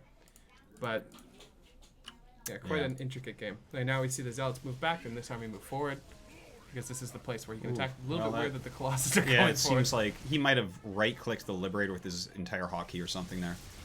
Yeah, finally doing some decent damage here. I think he could actually put these these disruptors more forward, like over here. Actually, if you in a replay put the hotkey thing on, does it show what Neeb's hotkeys are? Yeah, I think so. Let's do that real quick, because I'm actually interested in that move. I want to see if he has how many hotkeys for the army here, because this gets really hard. Yeah, just there you go. Okay, accept. Okay. Okay, so let's click it real quick. So 3 Tempests that are all right here. He has 5 Tempests here. And then that's all the entire Tempest. army. Okay, so it looks like he did Tempest and the Colossus one here. click on that. Because it's difficult, right? Because a lot of people are very used to some of the easy mode things put into StarCraft 2, like the F2 key, and obviously the unlimited selections. This is always like a funny thing to see as a Brood War player as well, is like this whole army moving around kind of sloppily, because as we saw, like those Colossus walk too far forward, that's not the game-losing thing, but in a situation like this, it might help a lot to just have 3-4 hotkeys for your army and just practice that a lot, right? Like, yeah, okay, he's got all that splash on one hotkey, and then he's got, like, all... So that's interesting. This is, like, the most intricate thing. He's got, like, his... It's kind of like a MOBA. He's got a splash on one. He's got his AoE, or his, like, range on the other. Yeah. Like, it's quite interesting. I think it could have been utilized even better. If he had, like, infinite hotkeys and he was really good at using them, obviously you probably would want just everything individual. Like, Tempest on one, Colossus on one, Templar at one. But... I guess you're talking. Yeah, no, it's getting a little bit nitpicky, but something that, like, if you are playing StarCraft 2 and you're not at the pro level yet, add this into your game, and that's going to be a really good habit to make. Yeah, so would have been. Oh, the disruptors are so cool. Another disruptor thing is it's a safeguard. If all your EMPs land on Templar, this is one last like hurrah to not get all your stuff killed. Yeah. And it can definitely. Yeah, we're not going to play from here. We couldn't, man. No. I certainly couldn't. I only use one hotkey anyways. So kind of recalling here. Let's look at the whole map for a moment. Yeah, Maru is just instantly taking these other bases during all this as well. Just such a beautifully played game. It's funny that Maru shifted his focus on the bottom of the map now. When you look at the top, like, who even cares anymore? It's a great decision, right? Like, he doesn't have that much left there. If Neeb wants to sacrifice time still attacking there, that's fine. He can just set up the entire bottom, but everything should shift to the bottom then. Yeah, so this is like perfect for Maru. Maru's shifting to the bottom because this is where most of his economy is. He's got 3 full mining bases here. This base fully almost mining out. Obviously, his main is really important here. But even this, there's so few production facilities that he could possibly give it up. This would be really bad for him, but this is actually more important, like this part of the army, or the part of the map. It's funny, Neeb kept so much pressure on, he never really added more production facilities. He's been on 3 starport and 5 racks for, like, not 20 minutes, but close to. Yeah, it's not floating insane amount of money either. Right? Yeah. So far, these trades are not terrible for Neeb. Yeah. So, oh, look at that. Yeah, he knows what's going on. The cloak begins. Okay, just start blanketing. Soften everything up. This is the most aggressive we've seen Maru the entire game. Yeah. It took Maru 26 minutes to finally be like, all right, it's my turn. Like, I'm going to... Yeah, he basically got punched like 30 times in the ring, and now he's like, you know what? Like, he gives his one punch. One punch Maru. Yeah, this is literally one punch Maru. He's getting stormed. Ooh. That was like one of the best storms you possibly could have had. Yeah. Kind of interesting. I love how there's still a Raven in this fight somehow. Yeah. It's so important, too. Well, the dancing's been so good. He hasn't lost it. The only unit that I remember dying was a Cyclone. Absolutely useless. I'm pretty sure like a Viking went down at some point, too. Okay, let's see. DTs. Yeah. Neeb right now is so low on gas as well. Yeah, he's been low on gas for a long time. Unfortunately, adding on gas is a little bit of a miscontrol here. Yeah, these units, I think, were just not added to the control group. Yeah, which is quite unfortunate. Seems that way. Okay, this is getting really awkward for Neeb. This a good storm. Oof. Yeah, this is actually kind of awkward for both players. Now that I think about it. Yeah, but Maru's got these fresh bases as well. Let's not forget. Starting to push with these nukes some. Yeah, Neeb has had these bases for so long. They're not even fresh anymore. A lot of them are going to mine out. Yeah, bottom right's gone. This is still such an intricate fight, guys. This is one of the most impressive engagements from both players I think I've ever actually gone in depth about. And this is such an interesting area as well because he's sitting there on like low ground kind of against that high ground army. You know, they've got then there's like the coolest thing about this fight. Those storms. Yeah, these storms. Oh my god. This is like the no man's land, like the DMZ of TVP right now, right? Like over here too. You can't cross this. There is nothing here. You can't like. So either player, Maru can back up to here. Neeb can back up too. So it's kind of funny that every time we see a fight, it's shift from there's different. We had this one here, right? This was where most of the fight for like 90% of the game happened. Then once we moved from here away, it became this, right? Yeah. It's so crazy to see an intricate place where we see back and forth, where both players have full access to retreating. Yeah, and look, this engage too, let's not forget it started off Maru pushing over here, and Neeb was kind of poking it. Yeah. And then Neeb realizes, I can't keep this Nexus alive, I can't come around this corner and come up and stop this, so he starts pushing over here, and Maru follows him back with most of it, but leaves enough to get the Nexus. Yeah, it's funny, because they're both like, he's like, all right, you have the high ground, I'll have the low ground, right? Like, he takes out the It's almost low like ground. that terrible John Wick scene. Yeah. Like he goes for this CC, right? And Maru is going for the Nexus on the high ground. So they're kind of just like, all right, well, I bet we kind of come into a stalemate where both players have their territory. And these ramps are at such a funny angle. If this was a straight down ramp right here, yeah. I think this is Avex's map. Cheers to Avex for making this, because these ramps being like that have given us one of the strangest engagements ever. Because nobody's going up walking or down around is impossible. That's not something that you can do. So whereas if it was like right here, the same width, I think he would have pushed up and tried to save his Nexus rather than turned around and try to get this. I actually think that if there was ramps here, they wouldn't even be fighting around this area. Because totally. Neither player would have a retreat path. Yeah. They would find some weird ass fucking place where they can retreat. I don't know where. They'd fucking use this one. It would just get really awkward because at this point when there's ramps here, someone can push forward and kill one of them. Actually, both of them are scared of this happening too, because otherwise we would see Maru force more engagements where there aren't any retreat paths because Maru would be fine with attacking. But he's also scared of an army coming towards him and like him being stuck up against a wall or something. Yeah. So yeah, let's keep watching. This is one of the most intricate such a fighting cool game for both players. I could watch like Maru and Neeb just play forever. Oh, absolutely, and I hope to. Oh my god, these storms are so great. Yeah. Maru even just using zoning storms right now, but he doesn't quite get the planetary. How funny is that? He just doesn't have that much ground presence there. And this next side goes down too, so. Yeah.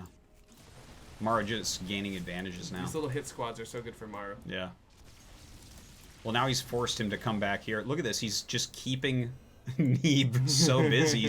He's dictating so much of how Neeb has to play this right now. Yeah. And he pulls back to his planetary because now we have a lower tech army too. Look how many Zealots and Stalkers. This army's looking a lot more like the original maxed out army. Right, yeah. Right? It's a little bit better, but it's not that much because we're at the end game where you're running out of money again and you're going back down. Yeah, you're going down the tech tree. And so things like the planetary become even more powerful, so he runs back to it. I love it. Yeah, now it's kind of like Maru has a bit of a wall here where he's got something defensive, but Neeb doesn't, right? Like they've always wanted something here. Like imagine there was just some no man's land here. Like we probably wouldn't see much people like advancing here. But yeah, this is extremely interesting. Yeah.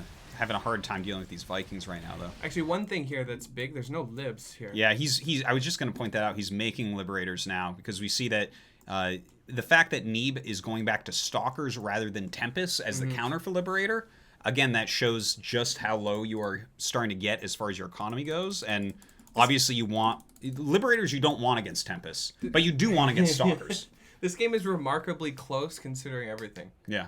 Like, even right now, I could see it going either way. If this wasn't a planetary, I actually think Maru would just die, possibly. Oh, yeah, you can actually attack in at that point. Yeah, like, his charge lots actually do something. Yeah, and these disruptors are still really good. Like, your EMP disruptor are not going to give a fuck. Like, we just move this back, disruptors up forward, probably kill us. But a planetary, all the zealots are just going to come into the planetary, and you'll probably lose that fight, so... Even simple things like a planetary at a certain point in the game completely change the outcome of the game. So much so. StarCraft is a game of many little things. Remember the juggling with the Tempests and the Vikings? Now it's a juggling with the Stalkers. Yeah. And the And you have a blink cooldown on that, so it makes it different as well. But the juggling still happens. Still, some armies or some units counter others so well that they have to juggle. You don't actually want to be hitting the Marauders and Marines with the Stalkers very much. Right. You want to push back Vikings for the most part, and then when the Vikings turn around, you want your Colossus up there. Yeah, this is incredible so far. I love this game. This game is It's such a good game. It's so much more technical when you're really going in deep with it. Like you get a better understanding for how technical StarCraft 2 is. It isn't really just a head versus head. There's like so much thought going into it. Okay, so we do see a huge main fight here. Planetary taking a lot of damage again. And now we have libs too, so this becomes it's getting harder and harder. I love that. The Liberator kind of stifled push going forward. Yep. He's going to continue pushing all the way back to his base probably. To give I feel like Neeb shouldn't even be giving up this much ground, but he doesn't really have much choice. Yeah, well, the thing is, even if he were able to push that back, Like, look at his army. His splash damage is going down. Like, he only has 1 Colossus left. He's got, like, 1 Tempest left here as well. He's even adding another Tempest, realizing, like, uh-oh, the Liberators are back. The Stalkers aren't going to do it. Yeah, this is where Maru's dominating. Yeah, my God, he's so good at the late game in this. This is so ridiculous. Like, Neeb gives him just an inch of room. Just an inch of room for Maru to capitalize on. Maru fucking immediately grabs everything he can. He's moved the Lib Stones right up to this base. He's nuking this base. Like, he's taking full advantage of Neeb, just giving him a little bit of room. And I think all Neeb can do is go attack somewhere else. I don't think that there's anything else that he can do, but he's losing, like, he's not mining now. Right. Once this is gone, he's not mining. Yep. That doesn't count. Don't show them that. Yeah. Yeah. And now Neeb, I mean, he's forced. His hand is forced. He's got no money. He's got to make something happen, and it can't happen under Liberators. Right. That last round of Liberators, just beautifully done. Right. These guys are so good. Yeah, they're both kind of trying to catch each other out of position right now, even. Like, Neeb's like, all right, fine, I'll go to your main, and then hoping that Maru will just come. He needs a perfect out-of-position Maru, though, because the Liberator count's gotten so high. And even Maru is, like, willing to possibly lose even production to not have an engagement where he's way out of position, because he knows how important it is. Yeah, yeah. And the thing is, he knows his army is actually better. If he moves it slowly, his army's better, and Neeb can't do much against it. It's all about getting him out of position. And he knows that there's no economy left. That's it. It's like Neeb can't make more units that will stop this.